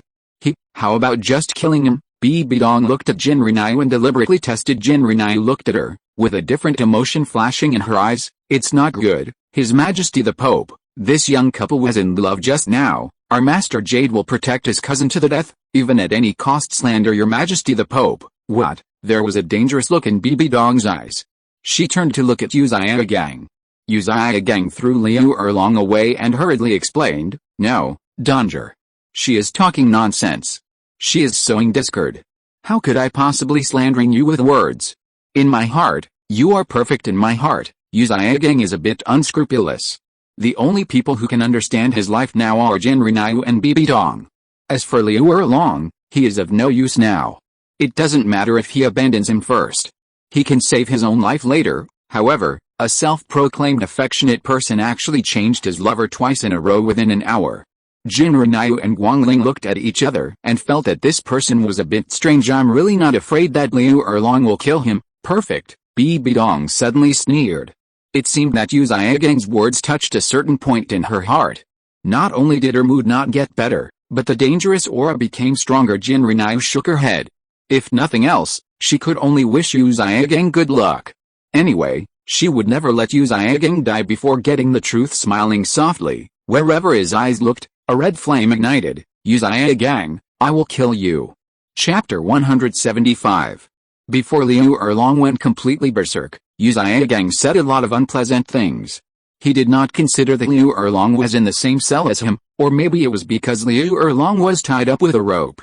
Well, he felt very safe, but the fact was that Liu Erlong was a fire female dragon. How could a mere rope trap her? What a joke. She was so angry that she held Yu Gang down and pinned him to the ground. Didn't you say you have nothing to do with her? What did you just say? Do you think I'm a fool? Didn't you say that you just used her to get the secret of the twin martial arts? Didn't you say that you would break off the relationship with her after you got it? Are these all lies to me? Liu Erlong was furious and said a lot of things in his heart. Jin Renai just looked at them and took a look at Bibi Dong's face. As expected, this woman's face was not any better than Yu Gang's. Go, Guangling said tisk, and couldn't help but complain. 1 second you are so affectionate and loving, how come you are fighting the next second? Your relationship is too fragile. Fragile? Liu Erlong was slightly taken aback. Yes, can you not be vulnerable? As long as Bibi Dong is around, there will be no consummation between her and Yu Xiaogang. Seeing Yu Xiaogang's frightened expression, Liu Erlong suddenly calmed down. She let go of Yu Xiaogang, stood up, and looked at Jin Renau. Jin Renau, you did it on purpose, deliberately making her angry, deliberately sowing discord, deliberately letting Bibi Dong benefit. Looking at the resentful Liu Erlong, Jin Renau shrugged. Well, you are quite smart, not as stupid as I thought, but what Yu Xiaogang said just now is not a lie. What you say when you are in danger is true. Even so, you still want to live and die with him? Do you want to be a desperate Mandarin duck? He is your cousin, not someone else. The word cousin pierced Liu Erlong's heart. If she had known earlier that Yu Xiaogang was her cousin, of course she would not have chosen to fall in love with him, but now, she has fallen in love with him. There is no way to let go. Even though she knows that this forbidden love cannot be tolerated in the world, she still has to carry it out to the end. No matter what, she will never leave Yu Xiaogang, absolutely, yes. Seeing Liu Erlong's determined expression, Jin Renau knew that her previous calculations were in vain. It seems that she still underestimated Liu Erlong's love for Yu Xiaogang. Turning his attention to Bibi Dong, Jin Renau said with a smile, His Majesty the Pope, since your purpose of coming here today is to find the person who injured the soldiers of Wuhan Palace, then I will bring this history. I'll leave it to you to handle the vice president of Lake College. After all, it's not my responsibility to deal with a prisoner. I just happened to catch him. Bibi Dong turned to look at Jin Renau, but she didn't say anything. In fact, her purpose here was not to take Liu Erlong, but to take away Yu Xiaogang. Yu Xiaogang knew something about her, and she must not do it at this time. Let Yu Xiaogang tell the story. If she does, even if Jin Renau has no evidence, there is no guarantee that she will do something else. She is one step closer to becoming a god, which is not what Bibi Dong can compete with now, but Bibi Dong believes that even if Yu Xiaogang reveals her affair, Jin Renau will not take action against her considering the overall situation. After all, everything Jin Renau has come from the enshrinement hall, and according to the temperament of the great enshrinement Jin Douluo, he will not let Jin Rinxu lose her mother again, nor will the Wuhan Hall lose another capable person. People who take advantage, so she will definitely win this game. End of this chapter. Thank you very much for reaching the end. Don't forget to like. Looking for more exclusive content and immediate access? Subscribe to our Patreon. Remember, every like, subscription, or donation encourages us to continue. Thanks to everyone. See you in the next video.